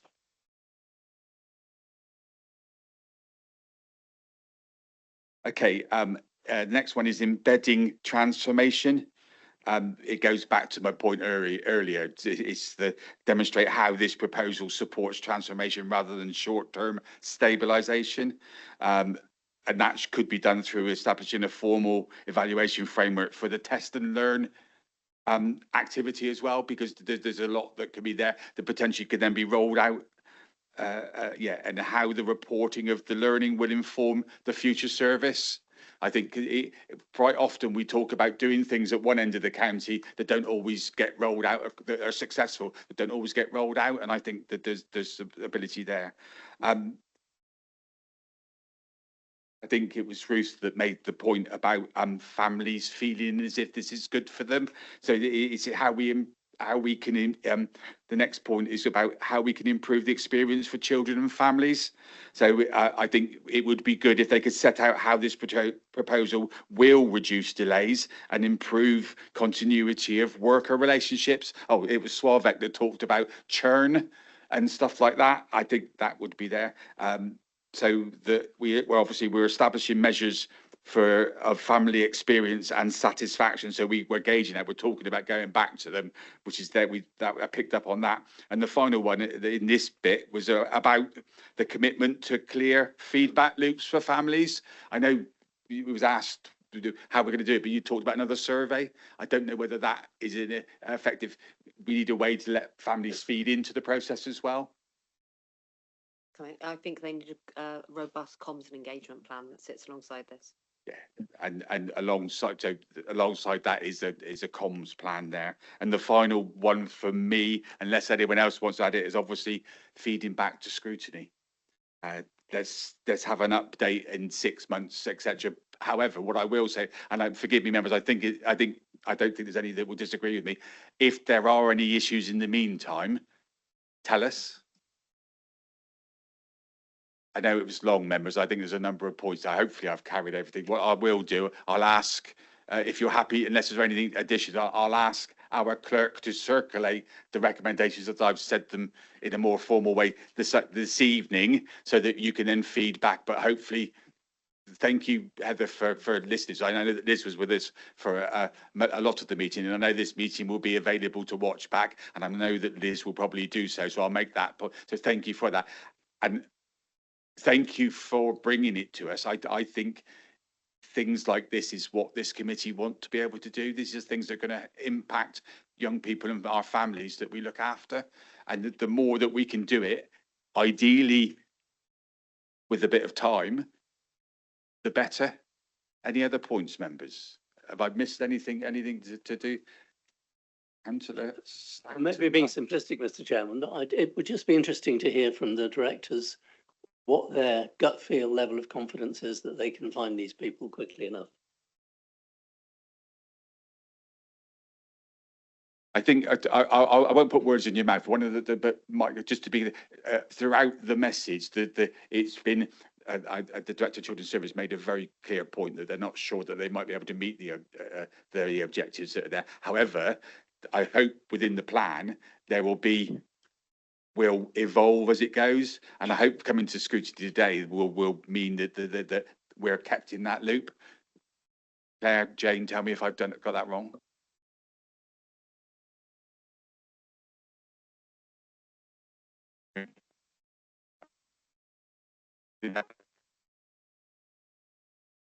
Okay, members, thank you. We'll take a 10-minute break and be back at 10:02, please, for the rest of the meeting.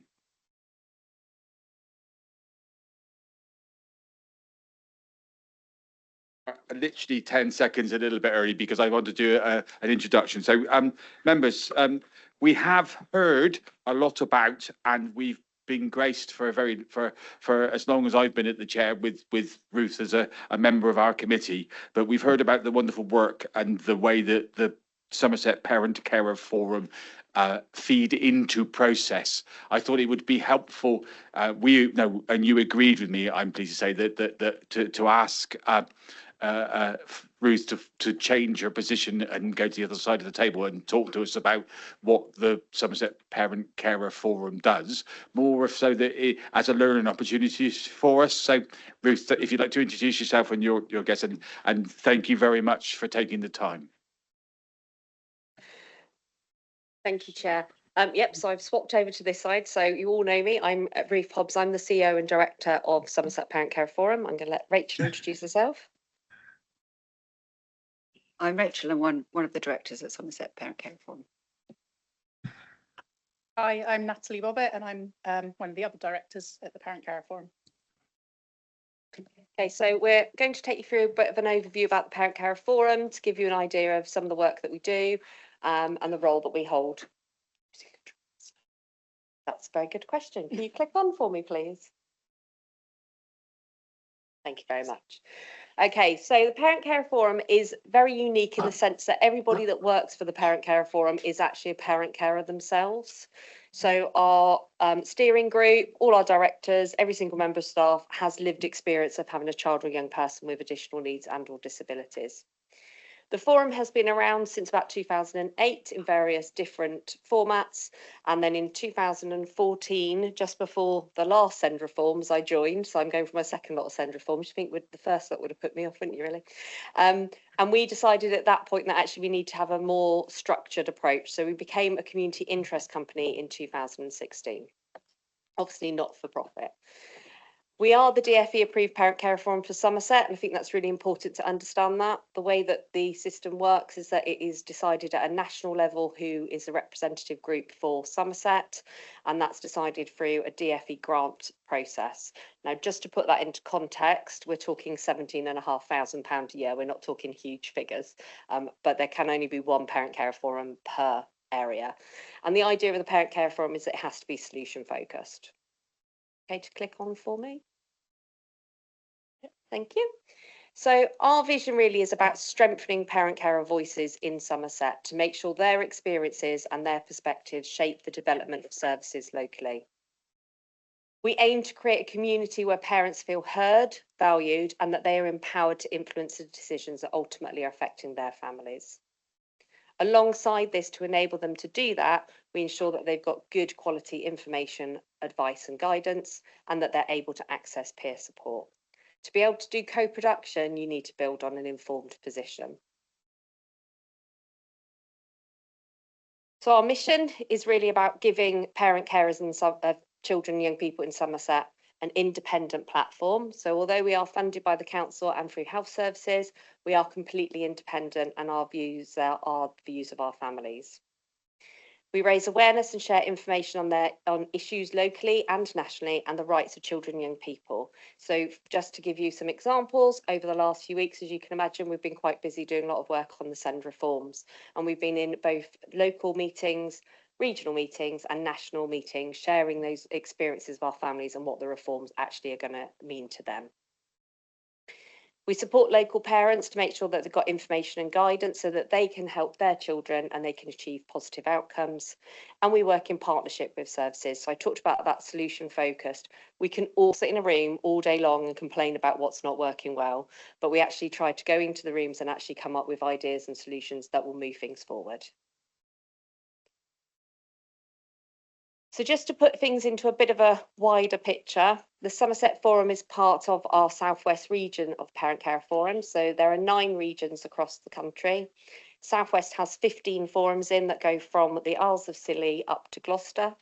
I actually did a count the other day, and I think we've helped to set up half of the forums in the Southwest over the period of time that we've been doing this. I am one of the regional directors for the national network in the Southwest as well, and we feed into our national network, which has 153 parent carer forums in. So that puts us in a unique position to feed up local Somerset issues into a national forum. I'm going to hand over to Natty now, who's going to talk to you about our membership. Thank you. So our membership database is open to all parent carers as well as practitioners who work with them. Being part of the database means that they will receive a copy of our newsletter, which gives parents keep up to date with opportunities for them to help shape local services, as well as give them information on our family activities, support groups and workshops where they can meet with other parent carers.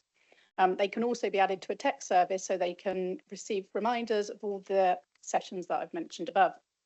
We are really proud of how much we've grown in the 10 years that we have been a CIC, growing from 250 to now 5,596 members. And you can see that through the top of the slide there that our reach is across the whole county. Some people are out of county, and this is because they have their young people then attend provision within the county. But there are still more families that we want to reach, and that is why we continue to do what we do.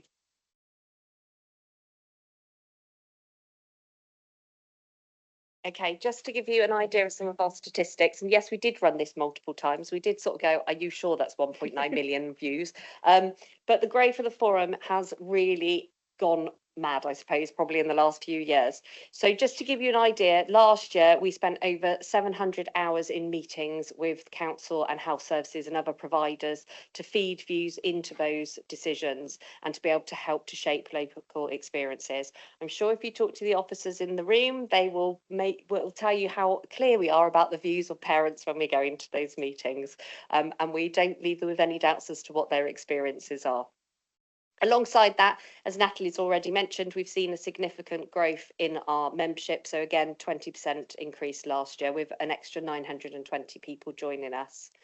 We run coffee sessions and we do lots of other things which data's on. Rachel's going to talk to you a little bit more about that. So you can see the growth of the forum is continuing to grow, and that's really outstanding considering the amount of time that we've been here, because there are obviously only a certain pool of parents that we are working with, and those are the ones that have children with additional needs. Rachel, over to you. So how do we support families? We support our families in a variety of ways because we know there is not one size that fits all approach. You can find some of the ways that we support our families on this slide. We have an active social media presence where we share helpful information and updates to our families and anybody that joins our page. We also have a website with a range of resources for families to access at any time. This includes things like an information booklet for both early years and school-age children. We also have a Supporting Your Neurodivergent Child guide, which is available online to view, but we also have hard copies for those parents that like the hard copy version. We run our chill and chat groups across the county, offering a relaxed and supporting space for our parent carers. On average, we deliver around 3 groups each week during term time. In addition to our regular groups, we also organise family events across the county and deliver a range of workshops designed to offer support for families. We have a free lending library for our families to access. This is also on our website, and it's completely free for them to access, and all the books are displayed online, so they can just give us a call, we can take it to a support group, or we can post it out to them, whichever is easiest for them.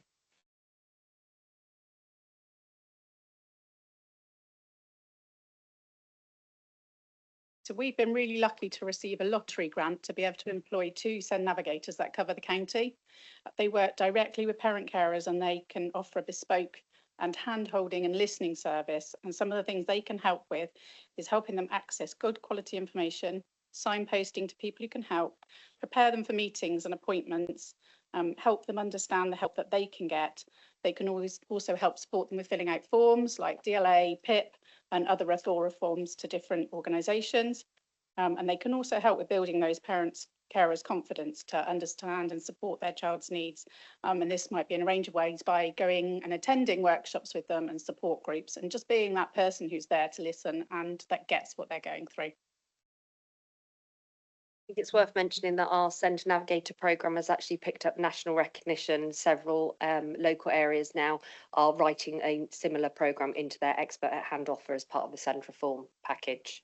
I got asked for a lot of documents by a lot of different forums so that they could put in the application. Okay, I think we're over to you again, Rachel. Yeah, thank you. So this page focuses on our WISE workshops.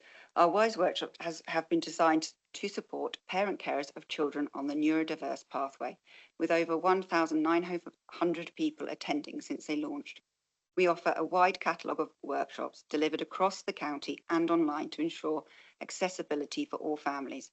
Our approach focuses on understanding the needs rather than diagnosing, making our sessions relevant and practical for our families. Topics include sleep, anxiety, and EBSA, emotional-based school avoidance, alongside many others. We are committed to listening to our families regularly, gathering feedback and ideas from parent carers. This helps shape our workshop themes for the future.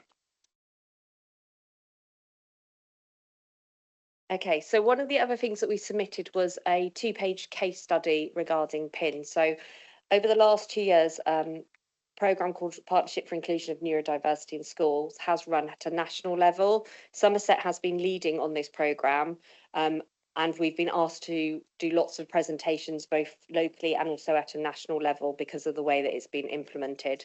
So we've now worked with over 70 schools. Each of those schools got 37.5 hours worth of support from a pre-designed list that was based on a self-evaluation that they did. The pilot was really, really positive. We had some really good outcomes around improved staff confidence. We had increased relationships between parents and schools, which you can see on the case study that we've submitted. And as part of the programme, one of the things that we've implemented in all of those 70 schools is that they've got a communication board which now sits in their school playground, so that students that are struggling with their communication needs or have got anxiety and lose their communication are able to use that to communicate with others in the playground, so their peers and also teachers.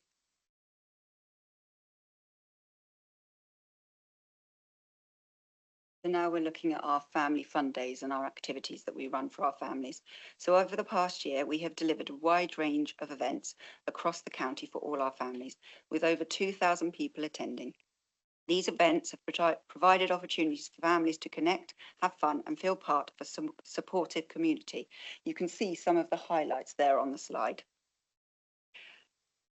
Our families tell us that they feel safe, included, and supported with no judgment or pressure when they attend our events. We work closely again with our families to ensure that these events reflect what our families want and need. We regularly listen to this feedback and ideas from parents and carers to shape our programme of activities. I think it's worth noting as well, as part of our work, we also work with the CIA team in the council to run 2 fun days this year. There's one previously. This is the first time we're doing 2 on each side of the county. Sorry, acronym. She said. Sorry. Community Inclusion Activity Team. And yes, they do like the CIA acronym, as you can imagine. So we work with them and we do lots of activities for families, and that is a really good opportunity for families to come to those days and find out what's available across the county for the rest of the year. And I think that's a bit of a brief overview. So any questions? Thank you. So I'll do the big one first. Thank you for what you do, the time you give up and the commitment you make. I know that it does have a impact on the council, and that's one of the most important things for us, for this committee. One of the things that we keep asking ourselves is the voice of the child. Has our time made the children's lives easier or better? And I think that's one of the most important things that's there. So that's the thank you for that. I'll keep talking while the members put their hands up to ask questions, and my vice chair will be. So I've got a few, but I think the first one is really interesting, and it's the numbers thing. So you talked about a 20% increase, and you talked about the number of families and partners. Just ballpark, what are we missing? What percentage of carers are you engaging with? I ask that because one of the points I've made previously, and I see Councillor Leyshon's on the line, but I believe carers save the council a phenomenal amount of money. They don't realise without the hard work and the commitment that unpaid carers are making, whether that be family or friends or all those different bits, the council the country would be in a lot worse place. So it would just be interesting from your perspective. What do you the 20% increase is amazing. Let's do it. But what are we missing, Ruth? I think the biggest challenge that we have is that for carers, it's very difficult for them to identify being a carer, but for a parent carer, it's even harder. A lot of the time, you just think you're doing what you would do as a parent, and it's not often until we start having conversation, for example, around disability living allowance, that parents suddenly realise that the things that they are doing for their children are not the norm, and that there is a bigger ask being put on them. It's that thing, isn't it? As a parent, you just do it because it's your child. So I think it's very difficult to quantify.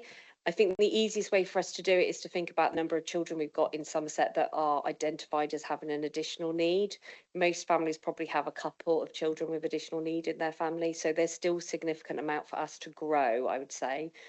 We're nowhere near that. I think the other thing is that we don't rely on any diagnosis. So we don't insist, for example, that the child has to be on a SEND register.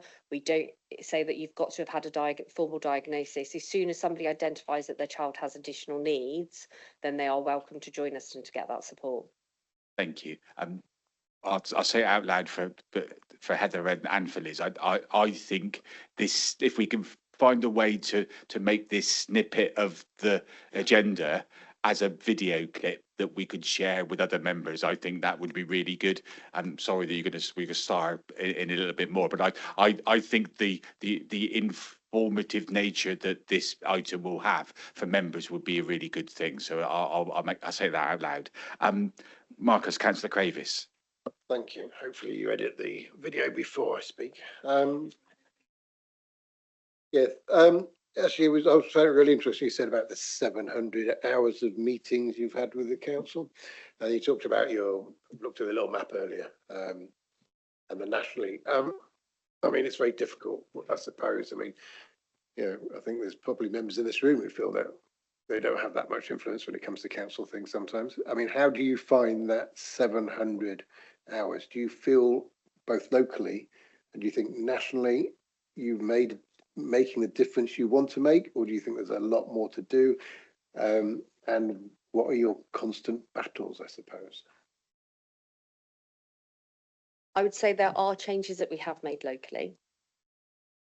There's a lot more to do. I think the biggest challenge I would say is that we see officers who are equally frustrated because they would like to make the changes but can't because of budget constraints and other things that are happening. I think also one of our big things that we often talk about is just the lack of joined up. So particularly coming down from a national level as well, is that our services are not joined up. They don't work together. They don't think about the whole child. They think about a bit of the child. Education thinks about the education bit. Health thinks about the health bit. Well, children don't fit into nice little boxes. And that's one of the biggest challenges, I think, is getting everybody to be able to have those conversations where they start thinking about actually the child rather than their own individual service. And nationally, do you feel that it's I mean, because I suppose you've got lots of different regions and dealing with lots of different councils. Do we think, and this is, not just this government, the last government, the one before that, and the one before that, do you think the main issue is national government, or do you think it's a little bit of both? I think the SEND reforms have really hit home that there is a mixture of views. I don't think that people that are necessarily making policy understand what it's really like on the ground for parent carers. We've had conversation. I'll give you a classic example of one of the white paper events that we went to, and Phil's going to laugh at this because the person involved turned around and gave lots of examples about how schools can use space to support students that have got additional needs. And I did turn around and say, have you actually seen the plans for primary school and how much space is actually allocated to SEND?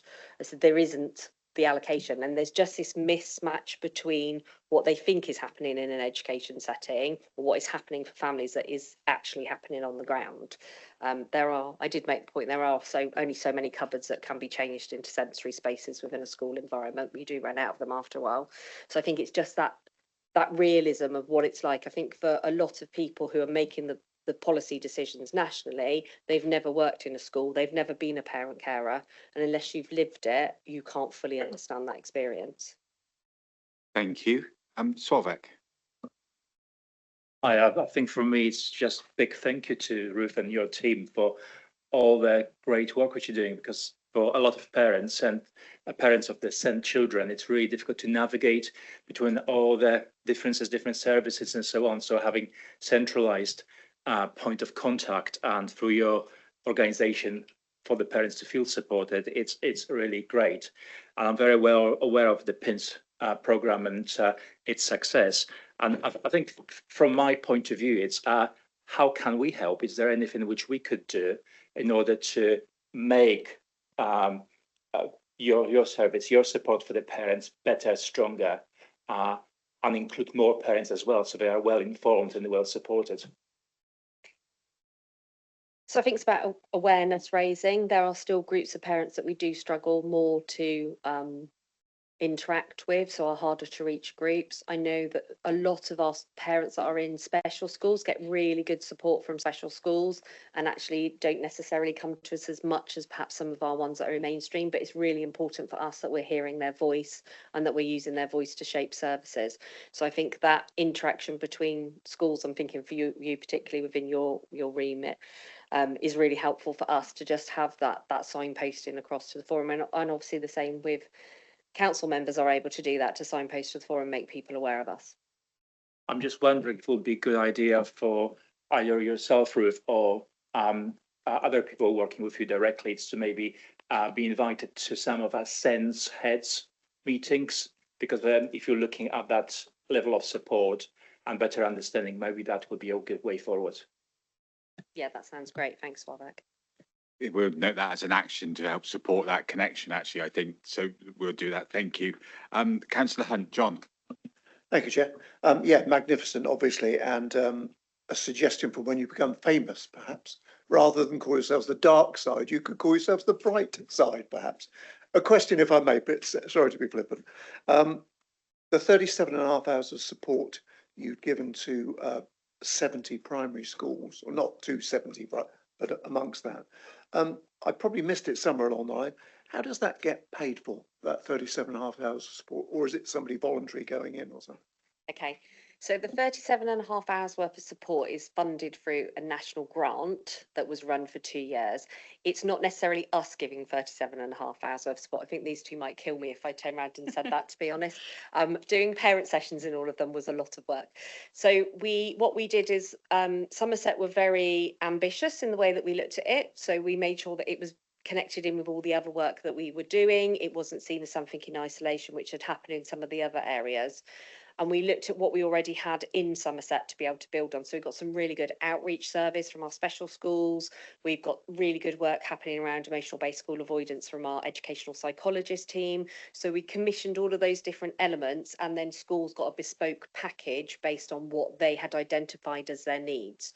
What we tried to do was to be in a model where it wasn't just a case of somebody came in, delivered a few hours training and off we go, but we actually had people that came in and spent the time with them. So for example, schools that were struggling with children that couldn't emotionally regulate their behaviour had somebody come into the school with a fresh pair of eyes, spend the whole day, do an audit on the school, work with the school leaders to come up with a training package, and then did a CPD with the staff and spent time alongside them modelling so that they were able to then be able to practice those skills. Yeah. Nick. Thank you, Chair. Yes, so I was going to turn Swavik's question back on himself, actually, to just ask really what, and Christopher, since he's on the line, as school governors, what can you be doing to promote what you're doing? I mean, you send out newsletters, there are regular contacts with parents, and you see the children every day. Ideal opportunity there to suggest, oh, have you tried? So I think, look on the school governors and the schools, what can they be doing to help promote this?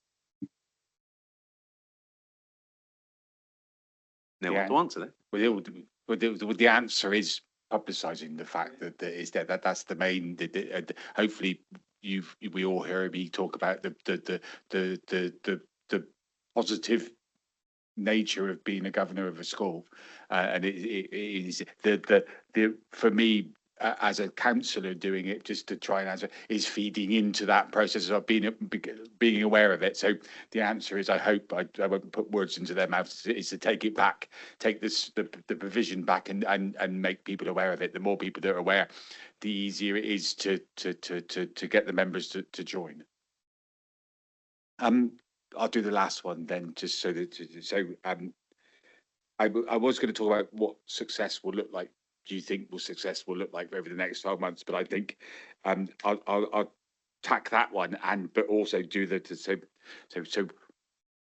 What does success look like for you over the next 12 months, and what do you need to enable that to happen?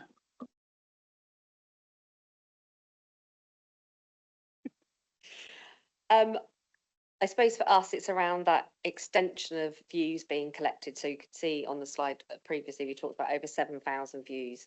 We want to increase that. The more voices that we can hear, the stronger that we are, because we can really then reflect what parents are telling us. We know the next 12 months are going to be really, really tricky for parent carers. There's a lot coming out nationally around the SEND reforms, and we know there's a lot of anxiety. We've run 2 sessions that were very highly attended for parent carers around the reforms. So for us, the next 12 months is being able to support families to get through that process, trying to mitigate any damage that might come out around that, because we don't know what that's going to look like, and just to have that reassurance. And I think it's just an opportunity really for us to we've got our 10-year conference coming up in a few weeks' time, which is going to be quite exciting.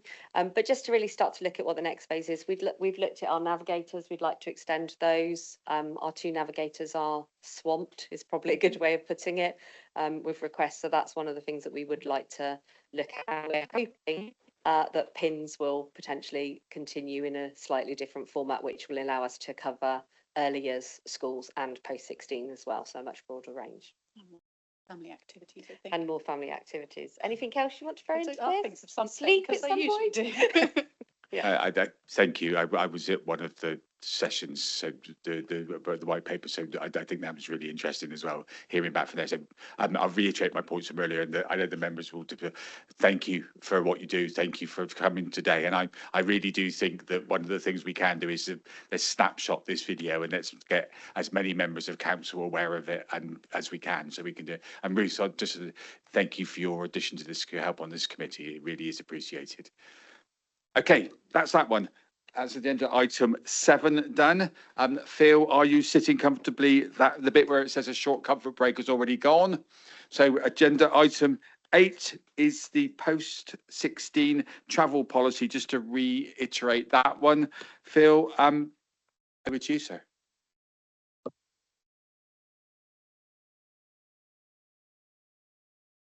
Thank you, Chair. I will share a slide deck into the Teams meeting and take everyone through the main points.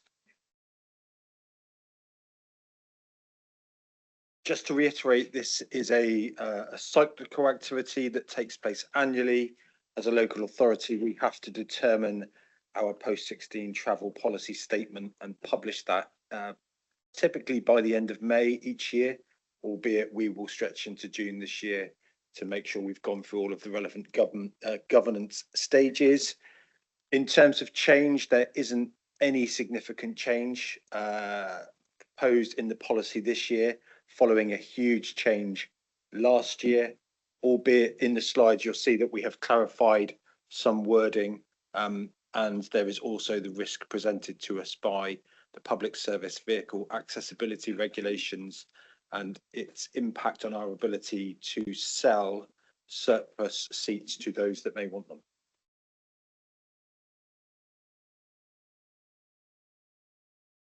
So just a reminder of our legal duties, and that right now lots of local authorities will be determining their policies and having them published ready for the coming academic year. Last year, we made significant changes to the policy, creating a new step model of assistance for eligible post-16 and post-19 learners with SEND that, wherever appropriate, prioritises the offer of independent travel training, enabling young people to develop the skills needed to access the public transport network and travel independently. We also changed the policy to allow us to offer a personal travel payment to those children and young people who we didn't think it would be appropriate to be part of our independent travel training program. So the impact of the changes, the number of young people completing their independent travel training is around 70 each year, and we increased the independent travel training team to cater for a larger cohort of children and young people. The number of children in receipt of PTPs has increased from 186 in April 2025 to 240 in April 2026, meaning that those children, young people and their families are receiving direct payments which allow them to make their own more flexible arrangements. The changes made for 2025-2026 did stimulate a small number of reviews which were heard at stage 1 and stage 2. Following completion of those reviews, a very small number of families escalated their cases to the local government ombudsman. We are currently responding to those inquiries, but are clear that our policy is compliant. Our review process takes into account each child and young person's specific circumstances and informs their entitlement, the suitability for independent travel training, the value of their personal travel payment, and whether they are able to access an existing contracted vehicle. We are also able to make reasonable adjustments in exceptional circumstances. In terms of our policy, we have the statutory duty to review it annually, and we set out what we do for post-16 learners and post-19 learners access further education. All LAs are required to publish their statement by the 31st of May 2025. We are not proposing to make any significant changes to the policy for 2026-27. but the implications of the Public Service Vehicle Accessibility Regulations 2000 mean that our ability to offer pay seats is significantly diminished. What that means is we are no longer, from the end of this academic year, able to sell surplus seats, what we call pay seats, on vehicles over 22 seats where that vehicle is deemed to be non-compliant. And when we say non-compliant, we mean coaches, because they are not fully accessible. We cannot sell the surplus seats. So families will be disgruntled that they can't put their young person onto a vehicle with empty seats, but we have lost the ability to sell those seats because of these regulations. Up until now, there have been tapered exemptions which have allowed us to sell some seats, but they have gone down each year. But those exemptions come to an end at the end of July. Councillor Richard Wilkins has written to the Minister, Simon Lightwood MP, twice now to look at how the exemptions can be extended or whether the regulations can be changed, because the changes have had a disproportionate impact on large rural authorities who are really dependent on coaches as part of the school transport fleet, because it is not it's not viable for our operators to go and seek accessible vehicles from the market. They're too expensive and they don't serve the needs of their wider business, which are coach tours and things like that. So as it stands, with no exemptions, we will not be offering pay seats on non-compliant vehicles that have over 22 seats.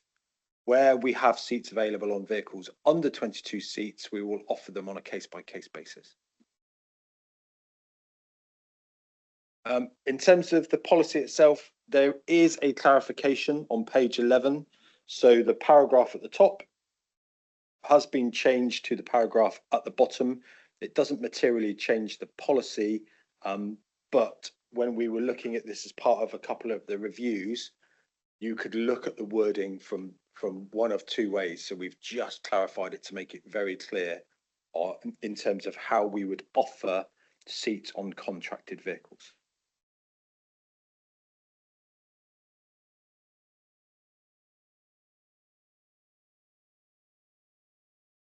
And then increase in provision. I just thought I'd kind of put this reference in from our sufficiency point of view. So acknowledging that travel and transport can be a barrier to those young people with SEND attending specialist provision in post-16, the council is working with colleges to increase the range of provision available on mainstream college sites, which are better served by public transport and internal college fleets. The first project will be the creation of 24 new places at Cannington College, which are scheduled to be open in September 2026. This provision will be served by college fleet transport travelling from the Strode, Bridgewater and Taunton campuses. That's the end of the slides, Chair. Thank you, Phil. Members, any questions? I'll jump in with one first of all. So you talked about the impact of reducing the availability. So the question is, what impact will that have, A, on the council by the secondary income, and B, for the young people that may not have the seats going forward? Thank you, Chair. In terms of income, at peak, before these regulations really took hold, I would say in about 2023, 2024, we were generating around £400,000 of income from surplus seats.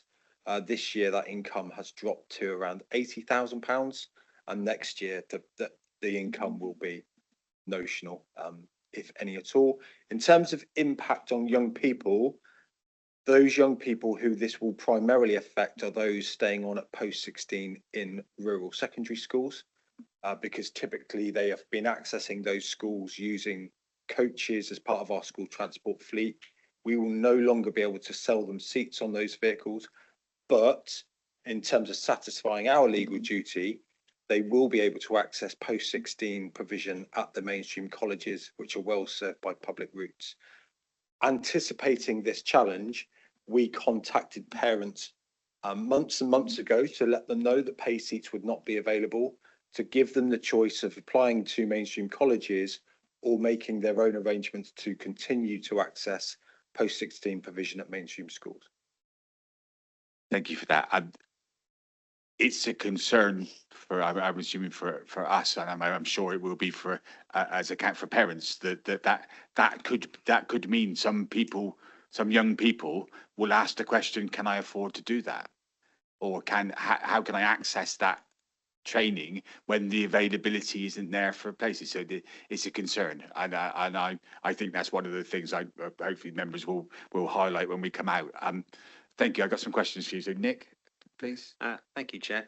Yes, I mean, when I was reading this report, my question was going to be from paragraph 6 on page 5, due to the PSVAR, sorry, the Public Service Vehicle regulations. So I was going to ask, what is it about those regulations? But I do think you've kind of addressed that in your talk, so thank you for that. And I'm assuming, not being able to offer these seats, the students are now having to make their own way, so privately, through their parents, through the cars. And I feel it's a great shame, because on the following page, point 7, the Somerset Council's plan is a greener, more sustainable Somerset. And one of our core strategies is to reduce the number of cars and private transports. So I really wish we could find a way through this. I mean, there's the obvious answer, of course, would be to persuade our bus companies to start putting on more routes. And I'm wondering whether we could start encouraging bus companies to start connecting up with our more rural schools. But do you see any way that we can start using those spare seats again? Because it's a shameful waste. I think a considerable amount of lobbying has gone on nationally to the Department for Transport. I've been part of the ADEPT working group, which is not my directorate, but somehow got invited to be a part of ADEPT and present nationally on this issue. So we have met with the department.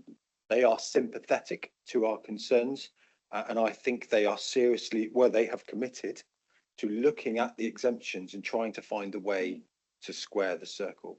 Essentially, they've made a commitment to a community to try and make all public service vehicles accessible, which I think we all agree is the right thing to be doing. But our argument is we don't think that those regulations should apply to contracted school transport, because if we had a young person with a disability, we would put the reasonable adjustments in place, which mean they could still get to school or college, etc. So all they've done really is prevented young people from travelling on some routes and some vehicles. It's significantly impacted parental choice, and it significantly impacted our revenues at a time when we have financial challenges. Well, perhaps endorsements from Somerset councillors writing on their behalf to the lobbying might help there. Thank you. Councillor Carswell. Thank you, Chair. You got it right that time. Thank you. Just a couple of points. I wondered, you're not going to know the answer to this, I doubt, but where direct payments are made to carers stroke families so they arrange their own transport, does that correlate to a reduction in attendance, I'm wondering? Because of the fact that the budget is in the hands of the parents or carers, there might be less incentive for that child to attend. Thank you, Simon. Yes, we monitor attendance. So where we have a personal travel payment in place with a family, we will monitor that regularly to make sure that that child is still attending education. If they're not, then we will pause the PTP and work with the family to understand the barriers to their attendance. So it's a kind of risk for us, but it's a risk that we're aware of, and it's a risk that we're managing.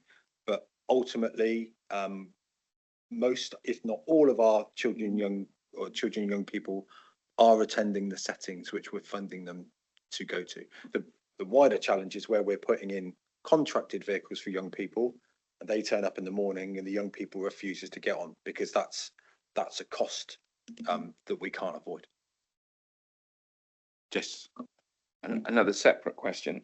I suppose this ridiculous situation with these spare seats on the buses is, if Somerset just took the view that they'll ignore the government guidelines because they're so it's a bit like Ruth was saying, really, the reality and what people assess at central government is two completely different things. It's all very well saying you've got to have accessible vehicles, but the fact is bus companies are going to the wall every day because they can't afford to update their fleets and whatever. Could we perhaps go against the government guidelines? What are the risks involved with that? Or just offer the seats for free just to fill up the bloody bus? Sorry for the bloody. We did have this very conversation when the regulations came back to light in around 2023. They did go quiet for a significant period of time. The risk is that should we be found to be in breach of the regulations, we would be looking at either a fine or imprisonment, probably of the chief executive officer. And I think that's probably something we want to avoid. In terms of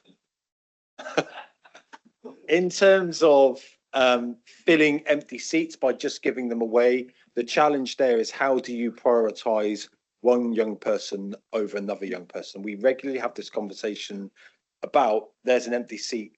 Why can't we just put a child in the empty seat? Well, if we move to a position where we just put children in empty seats, then there will be a squabble about, well, which child takes precedent over the next child, which is why we have policies and which is why we apply them rigidly, albeit there are often exemptions or exceptions. But it is really tricky because ideally every vehicle would be full, but then we would be in a challenge position where someone would say, why not my child over that child if you're working outside of your published policy? And I wouldn't like to be in the room to choose between the Director of Children's Services or with the Chief Executive to decide which one goes to prison first. Just to continue the point that you made, so Phil is not explaining the pivotal nature that Somerset's policy has. So Somerset's transport policy that Phil and his team has helped to put into place is held as an exemplar across the country. There are a number of other authorities that are adopting it. So thank you for that. As I know I've said it before, but it is important to remember, and it is a frustration that we're caught in that position. But I know that we do the best that we can within the limitations placed upon us. Ruth. Thank you, Chair. Yeah, just want to reiterate that point. I know, having worked with several areas on their transport, our transport is very good in comparison. We'll go with that. Phil, my question is, are we going to monitor the impact that this might have on our needs? Are we going to see more children not in education or employment or training? Have we looked at that as part of our argument and our data set that we could use to evidence the impact of this change with the seats? Thanks, Ruth. I think it would be quite hard to split out. As I said earlier on, and we do look at neat figures. We are looking at a cohort of children that are looking to stay on at their secondary school and access post-16 provision. That curriculum is typically an A-level curriculum. Those children and young people that aspire to take A-levels are ordinarily not the children and young people that become neat. Those typically the children with some level of SEND who are accessing foundational level 1 courses in mainstream colleges. Now, of course, if you're a mainstream pupil, even if you have an EHCP going to a mainstream college, you are expected to self-fund your travel arrangements, which are becoming increasingly expensive. So I don't think PSVAR necessarily could drive up neat figures, but I think affordability generally is a potential barrier for young people accessing post-16 education. Thank you. Francis, Councillor Nicholson. Thank you very much, Mr. Chairman. Yes, I remember well when this first was produced, the Department for Education knew nothing about it and the Department of Transport decided it. And the Department of Transport also decided that contracted school buses were service buses, which they are not. But that's the argument that's been going on for years, and Somerset has done its level best to deal with it. And I echo what everybody has said about the policies here and their administration, which I know I I, as a local member, am aware of the efforts that go in. What I'm concerned about is whether we are not forget the economic difficulties, of course not, but those exist, whatever happens. But our duty is to enable young people to get their education, not to get to their education, not to provide the transport. And so, setting aside the economic questions, are there courses, and we're saying typically these are A-level courses, that will no longer be available to our post-16s because they are constrained to getting the transport where they can to a college rather than to their school, which has a sixth form and puts on A-level courses. So what if that is the case? Do we know? If we don't know, do we need to find out? Because that would be a very specific impact on preventing this nonsense, preventing young people taking the courses that they want to take. So what do we know about that?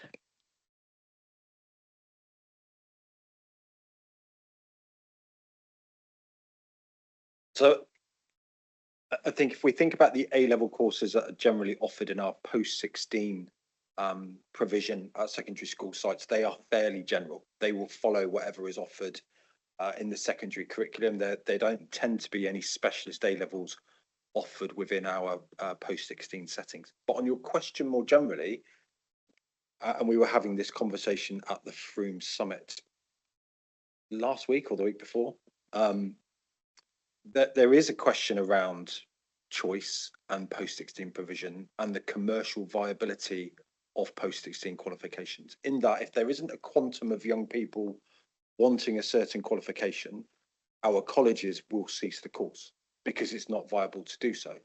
And then if a course disappears, for example, in the west of the county, it's very unlikely that a child in the west of the county will be able to access that course in the east of the county because the public transport won't work. So I think to answer your question, there is a very real risk that young people aren't able to do the courses that they want because there's a commercial viability element, but where it might be available, our public transport network won't necessarily link that young person to that provision. And of course, the local authority's general duty is to ensure that young people can access post-16 provision, not post-16 provision of preference. Provision of preference.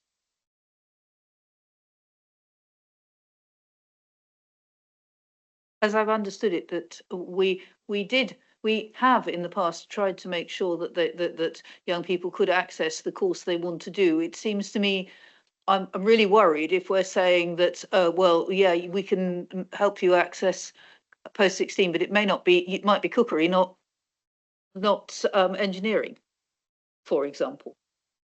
And that feels a very difficult position to be in. Is that the position we're in? Thanks, Francis. I mean, it's an extreme example.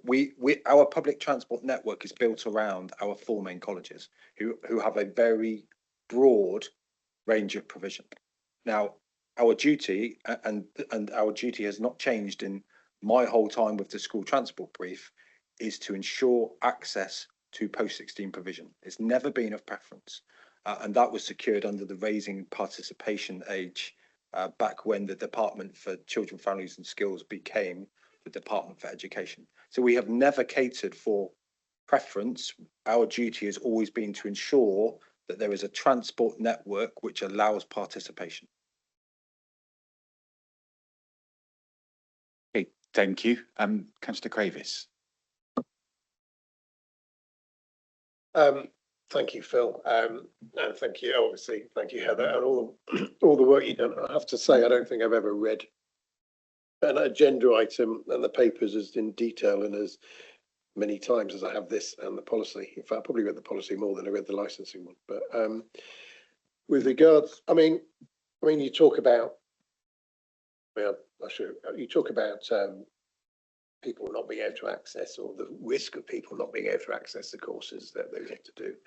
Well, actually, and if I'm concentrating on take away the take away the PSVR, which is just bonkers. I mean, national government needs to wake up. And it doesn't matter what national government it is again, he says, not being political. But that is, if it's one of those things, if you say to the people on the street, well, there's a bus going past there, but the child can't get on it because the bus isn't got the right specification, even though they don't need that specification.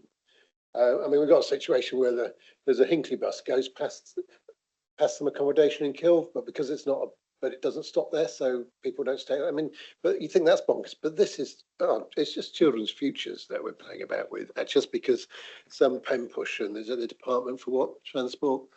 Well, somebody wants to draw them over the hot coals and tell Are we going to get a question or a recommendation? Oh, I'm going to. There's many recommendations on this, and I'm not having a rant. I mean, I should have read the Constitution to how long I've got.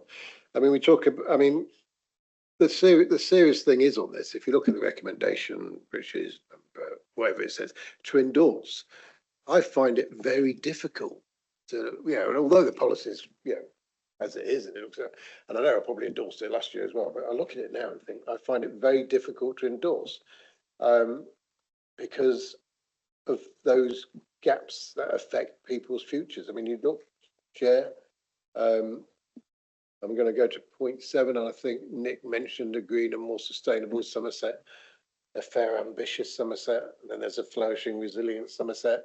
And I'm going to, and here's your scrutiny bingo. I'm going to mention a real life case here. We talk about somebody living in West Somerset, obviously didn't pass English, not obviously, didn't happen to pass English and maths. A lot of people have mentioned BTECs, I mean, A-levels here, but let's not forget about BTECs. I've got 2 stepchildren who have gone very well with having BTECs done at one at Bridgewater College and one at Space. And, they're another option. But of course, if you live in the west of the county or the far west of the county, what course do they offer you? Motor mechanics. Now, I know someone who, now they're paying, I think it's £72 a month to go and do a course that they wanted to do at Bridgewater College. And so that's a real life issue that is affecting many, many children. And, I'm trying not to get emotional. I won't use, and there was one of my questions was I didn't quite understand. I know, got that. And we talk about, and the other thing with the policy, we talk about, give them independent transport and everything else. Well, actually, we talk about reducing car journeys. Well, actually, as you know, from my neck of the woods, you can't get a bus to Bridgewater College apart from at 7 o'clock in the morning and at 5:30 at night. And actually, you then pay for a pass for that bus, but of course you might only be timetable one hour a day, or 1 hour. It's just, and so what does that do? That then discourages you. You sit there thinking, am I going to go all the way to college in the morning for a 1 hour lesson, wait around till 5:30 at night and then leave? And actually the thing I want to do after 5:30 at night, which is maybe some extracurricular activity, I can't do because I've got to get the bus back. So we're failing at every point. And it's not, I'm not blaming the council for this. I'm talking about society. This is a society that gives free bus passes. Is it over 60 now? Yeah, so I could get a free bus pass in 3 years' time. It's bonkers because if you're a child at 16, you can't get a free bus pass. But then what we'll do is we'll give a free bus pass to the over 60s, probably because they vote. I mean, I did try and have some sort of structure to this, but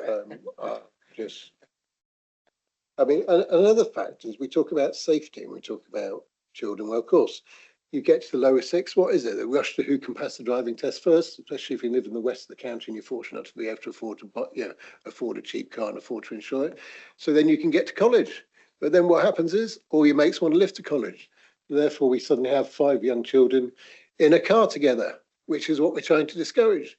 And then what do? We lower all the speed limits to 20 miles an hour in crucial parts. And of course, if you're 17 and you get caught over the speed limit twice in the first 2 years, you lose your license. So you could be halfway through a college course and lose your license. And let's be honest, we've all been guilty of a few miles over the speed limit. And Forgive when- me, Councillor Graves, I know, I appreciate time, but I do feel this is a really important point, and I want to try and make sure that, I suppose my question is, how can this council, I'm not talking about this committee, I'm talking about this council, endorse a policy that we all think is a good policy, it's well written, it's well worked out and everything else, that actually we all deep down know is failing our young people. And that's what this scrutiny committee is about, you know, children and families. You know, how are we, you know, and how are we failing? Actually, we're not failing all of them, we're failing certain ones of them. So then we end up with a discrimination part of it. So of course, if you're a town dweller and you live in Bridgewater and Taunton, how lucky you are with our excellent two colleges. You know, you've got the range of courses and everything else. But if you're unfortunate because of where your parents decided they wanted to live or work, and it's not even your fault. You know, I mean, how many children, I mean, Francis will know, yeah, my children couldn't wait to get out of West Somerset. Yeah, they just couldn't wait. They used to look at me and say, why are we living here? And I mean, because it's lovely. But as a young person, that's not necessarily the case. And so they're suffering for decisions made by their parents of where they want to live. And I just think that this council has to try and do something. We have to, one, pressures on the bus companies, put pressure on national government. I only found out the other day, they have a youth discount for buses in North Somerset. Is that right? But we don't have here. I'm just at a loss with it all, Chair. Sorry. If there was a question that somebody made. Thank you for your comment, but I'll answer I think the most important one there is you asked what this committee can do. Well, the answer to that is make a recommendation so that when the executive take a decision, our points are made clear. This committee recognises the fact that it's having a potentially negative impact on, but it's reframing your comments, and if you want to put them into a form of words, I'm happy to get them added to the decision because hypothetically, without asking Phil to put from my mouth, he gave an indication then that the income to the council has fell over the last 2 years from 400,000 down to the best part of 80,000. That's an impact on the council because that money we could have been using to do other things, etc. So there are massive impacts, and I'm sure that we can, but it's how we put those into words through the formal process of this committee. I don't think there was a question there, Marcus, but if you want to put formal words together, you can. Councillor Stanton, Mike. Probably answer the questions that I did think anyway. Yeah, I love listening to Marcus. I'm sorry to stop. I was just going to move a step further, really, and propose that we do not endorse the policy and that we should add some riders to that, to the effect that, you know, we're forced into the position of having to have such a policy presented because of absurd government regulations, which are not good and useful and relevant for a rural county. I'll let your formal words be taken from specifically. I won't put words into your mouth, but what I will say is, executive member, hypothetically, if this committee, you've heard the committee's concerns. I know that the councillor Leishon is still with us, and I think there are a multitude of levels. There is a proposal potentially that the committee formally acknowledges the fact that we're not content with the policy as it is because of potentially outside influences. What impact might that have on us? Impact. Well, what I was just going to come back to say is that I was listening to it last year when we went through it. I was listening to it again this year. It's really difficult. I think there are all kinds of things. I would love us to be lobbying for more 16+ education facilities in our more rural areas, because that's the cause of the problem. The other cause of the problem, I think, is that when the government made the change to sort of require children to stay at school until they're 18, they did not make all of the laws reflect the same thing. So I think that's something for lobbying against, that, you know, a child between 17 and 18 going to school does not have the same kind of rights or whatever as a child going up to the age of 16. I think there's some lobbying to be done there. There's lobbying to be done on the PSV, AR regulations and so on. I think for the reasons that Phil's articulated very well, to give away spaces on buses we have looked at and considered, and it just feels unworkable and unfair to do a fair system for that, to actually just give passes away. I think that's not a thing we would do. And also the thing to be mindful of for this year is that, and for the policy is, we are unlikely to change this policy to something that, say, pays for people to go to their 16+ education, because we don't have the budget for it. So I think there's an issue with that. But I do acknowledge, absolutely, I'm as uncomfortable in lots of these things as you are, because of the external statutory issues that make it a bit harder for us in this case. So I'm happy to suggest we find some ways of doing lobbying as an executive and through our MPs and so on, to see if we can affect any kind of change.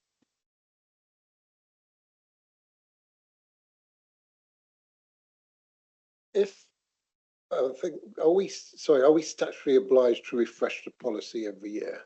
And if we didn't refresh the policy, I mean, I presume if we didn't refresh the policy, that's not a jail for the chief executive or yourself, is it? How odd that's become the decision-making bar. The criteria. He's going to prison. Makes me kind of worried. I can't even bake a cake, but I'd bring one with a file in it for you. Or I might be in there with you. I think we have a statutory obligation to do it. I think it doesn't reflect well on us if we don't refresh a policy. But I don't think, it's not a hanging offence. But I think we still want to go ahead with it. Are there ramifications?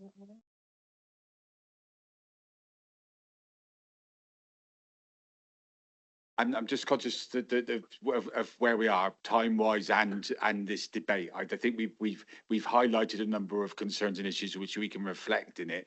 I think the indication, forgive me, I don't want to put words into your mouth.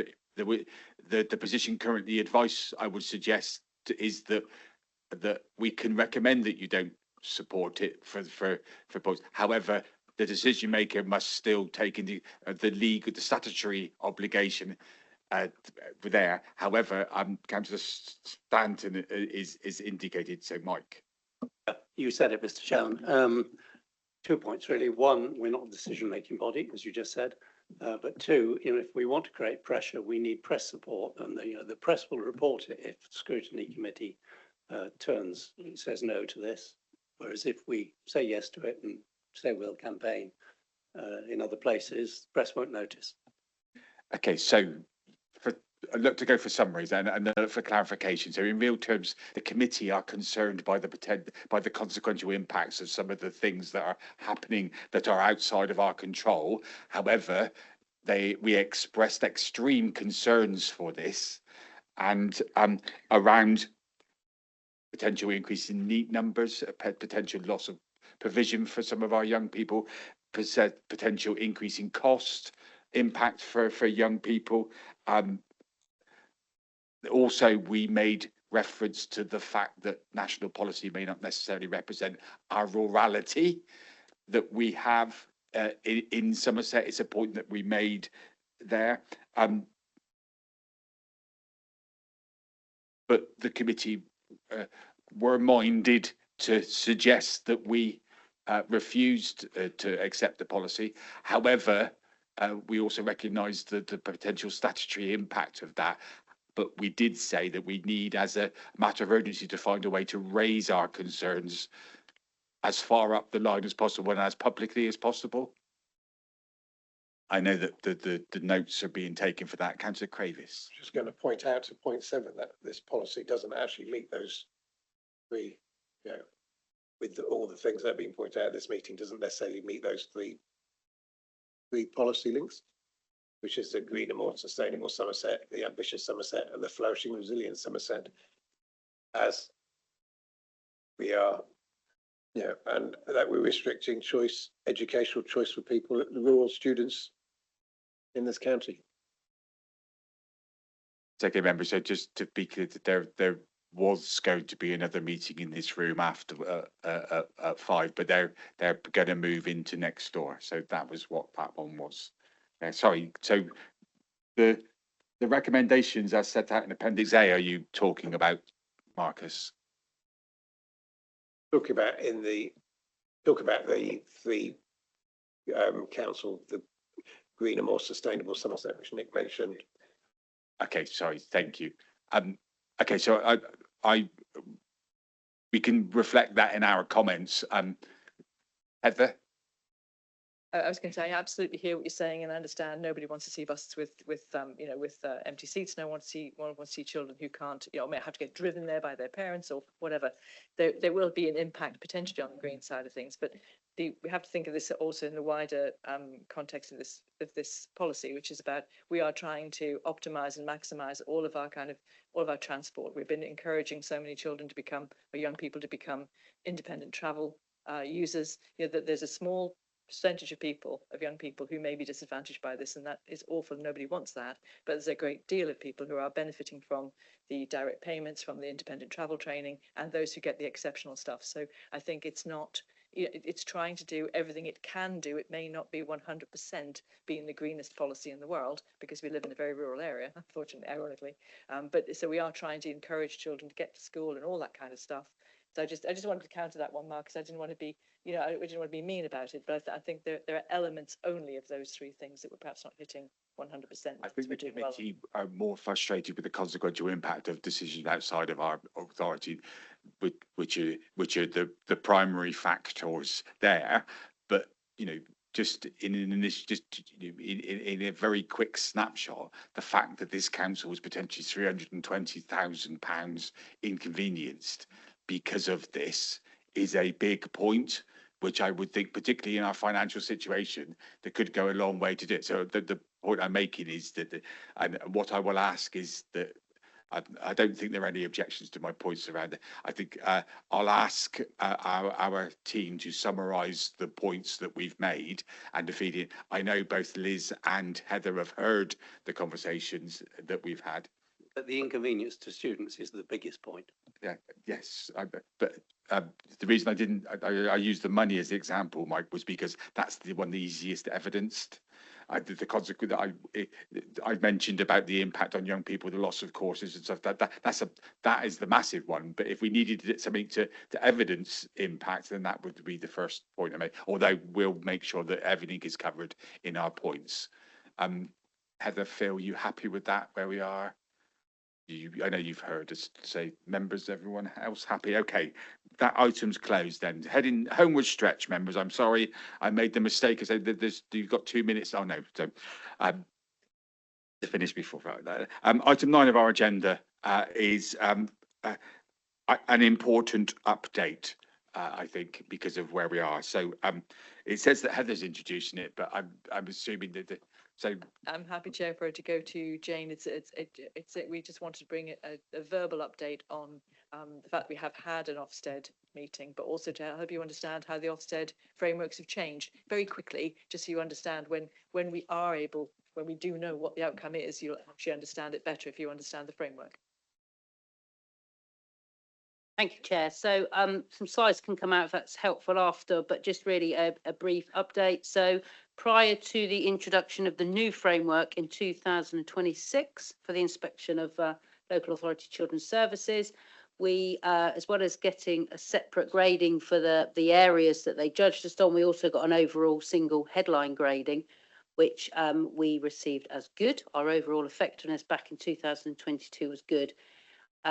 And that was also the case for the individual areas they looked at. This meant that the inspection that we received this time was a short inspection lasting 2 weeks from the 20th of April until the 1st of May. So the new framework has actually removed that overall judgment. So we no longer get one judgment for our overall effectiveness, but the inspection now focuses on 4 key practice areas: the impact of leaders on practice with children and families, the experiences and progress of children in need of help and protection, the experience and progress of children in care, and the new separate judgment they've brought in is the experience and progress of care leavers. So they were the 4 areas that we were judged on, and we await the outcome of that. So kind of summary of the changes really, whilst, I know we talked about it earlier, the Families First Partnership reforms, whilst it's not statutory, it does set out the framework how local authorities should implement the children's social care reforms, and inspectors took into account how far we were along with that and what we were doing to implement. There is a greater emphasis on family networks and purposeful multi-agency working, and that recognising, like we do, that keeping children safely with their families where possible, and high ambitions for children in care and care leavers our central goals of the work we do and the reforms. Under the updated framework, inspectors challenge local authorities on their use of unlawful registered homes and how they plan to stop using them. And as I've already mentioned, that separate judgment for care leavers. So what happened in those 2 weeks? The whole first week they were off-site, looking at all the various documentation that we have to upload for them, which is a whole range of data, quality information, etc. They can send in key lines of inquiry over that first week to allow us to respond to that. Jane, forgive me, just so remote doesn't necessarily mean in the county. They're actually That's off-site. Wherever they were working together. They arrived on that second Monday at lunchtime. They met with senior managers for about an hour. And we had an opportunity to present to them our kind of self-assessment framework, what we think is working well, but we also were aware of some, of the areas we thought they would be looking at, and we had an opportunity to respond around them. And then Monday afternoon, Tuesday and Wednesday, they were out and about in the various offices, meeting with staff, sitting with them. There was a real emphasis on sitting alongside workers, looking at children's files, asking questions, asking workers to show them work that they were proud of, etc. On the Thursday, they spent sampling children's records. They didn't meet with any more staff, but they were on the systems, looking at records, checking things out. Every day during that week, at least once a day, Claire, myself and the QA lead met with the lead inspector to get any feedback. They asked questions, they asked for more information. So we had the option to respond to that, so they could take that evidence into account as well as they worked through it. And then on the final day, on the Friday, there was a feedback session to the chief exec, leader of the council, our lead member, and the senior leaders in children's social care. So it was all very condensed and very quick, which required quite a lot of quick responses from all involved. We received the draft report this Friday. It goes to Claire for an accuracy check. And then if there are obviously any concerns or issues that Claire wants to raise from that, that will open up that conversation with Ofsted. So that's a whistle-stop tour of how it's changed and what the process was like for us. Members, I asked 10th Jane. of June, I think. 16th, is it? I asked Jane to give us that, because I think it's important that we have an understanding of what the process is. What I will ask is that if you could, I know that there are a number. I'll just double check myself. Your slides will help in Yes, there are some fill in slides the there. gaps there, which we'll make sure that they're shared. But so in real terms, we don't know yet.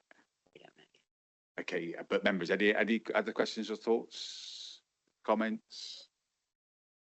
Francis. How are staff feeling, having been through the process?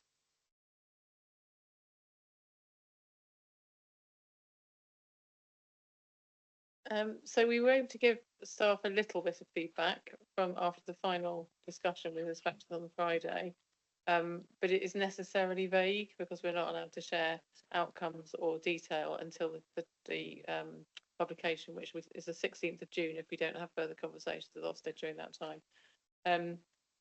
So I don't think it's had a significant impact on staff morale, either positively or negatively. I think people were interested with the information we could give them at that point and are now waiting for the final outcome. Yeah, that's really helpful and not too much of a strain. The frontline staff, it was so quick that they saw very few staff. They were actually on site for 2.5 days in terms of seeing staff. So they saw far fewer staff than you would expect in a full 3-week inspection. But I think having had a few wobbles at the beginning, staff were given the opportunity to talk about what they were proud of, which is what we always tell staff to do, and to talk through anything that they felt they could have done differently or better. So yeah, I think staff in the end felt they had the opportunity to talk to inspectors if they wanted to. Thank you. We were just double checking some dates. So just for clarity, then, so the formal report will be with us. You say the 16th of June, ish.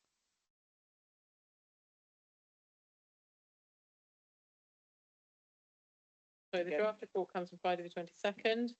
we have till the 1st of June, which is 5 working days because there's a bank holiday in that, to provide feedback. If you want to go through a factual accuracy route back to Ofsted, they will then review it and get it back to us by the 10th of June. And then we have a pre-publication period between the 10th and 16th of June, and it's actually published on the 16th of June. Okay, thank you. So as it happens, you'll be pleased to know that we've got a scrutiny meeting on the 29th of June, which will fit very well into that. So there you go, pre-warning. So I one of the outcomes for today will be that we look forward to seeing the report at the earliest opportunity. So that's the timescale if we don't have further conversations with Ofsted. If we need further conversations, then that timescale will come into the picture. Yeah. I'm happy to. I'm an expert at kicking cans. So, but for now, that's because that to me that's heartening actually, because I had concerns that it was going to be going on forever and a day, because previous Ofsted outcomes used to go on for a number of months, didn't they? And so at least the shortened process is it has an output which is shorter. Well, the time that we have to wait for it. That's I welcome that. That's fine. Through hearsay and stuff, I was aware that staff may have found it problematic. So if you could feedback from this committee's our thanks to all those that took part in the process, etc. For there, I was a little bit frustrated that they didn't want to speak to me as chair of scrutiny, but there you go. That's one of the things that you can smile. But I was only joking. Go on, Claire. Just to put your mind at rest, Lee. Because it was such a short inspection, the normal group of people that they would talk to, they'd normally talk to partners in terms of the police, health, a wide range of people across the system. They didn't talk to any partnerships. It was incredibly narrow. They basically spoke to frontline staff, me, chief exec, and Heather, and that was probably it. No, and that's some of the reason why I asked Jane to talk to us, because the change from previous to now is quite massive, and there are issues for me. How are they going to be able to be assured that they've seen everything and know everything, and their outcome is going to be quite impactful on the council? And there's just concerns really, and I know members are aware of that. So thank you for the process. Nothing else. Thank you very much for that. Item 10 of our agenda is our forward plan. Members, obviously, we've got a special meeting on the 1st of June, which is now gone back to a single agenda item, because the urgent item for today was going to be the additional bit on there. I would encourage, thank you for your time today. Thank you for dealing with the issues. It's an important point that we're talking about on the 1st of June. So I would encourage you to, I'll make sure that the papers are circulated at the ears, which will then be ready, because I think I've got a pre-agenda meeting for our June meeting in a couple of days' time as well. Thank you very much.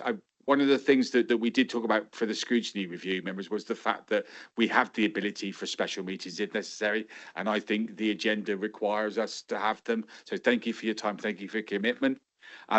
Hypothetically, if things change at the AGM and there are people changing their roles, I would take the opportunity to thank them for their efforts and contributions to this committee. I want to do that formally now, should things be changed. There was an email that went out earlier, so I'm not breaking any confidentiality in that. But it would be important for me to say thank you, and I do that formally now. There being no further business, meeting closed. Thank you. We deal with the forward plan. Sorry, I did the forward planning as far as our next meeting is the 1st of June. What we'll do then is look at it a bit further. Sorry, I apologise. Meeting not closed. Was there anything you wanted to bring up, Mike? Sorry. I'm quite concerned about education, health and care plans and backlogs and assessments. And we discussed it at corporate and strategic scrutiny a couple of meetings ago when we had a presentation about it. And I noticed it's not on the forward plan, and it seems to me it ought to be. We maybe ought to be having a workshop on it. So if you look at our outcome tracker, there's a point there that brings back the report.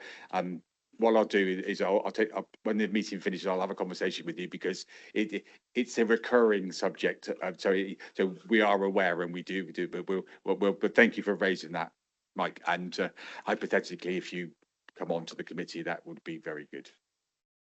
There being no further business, meeting closed.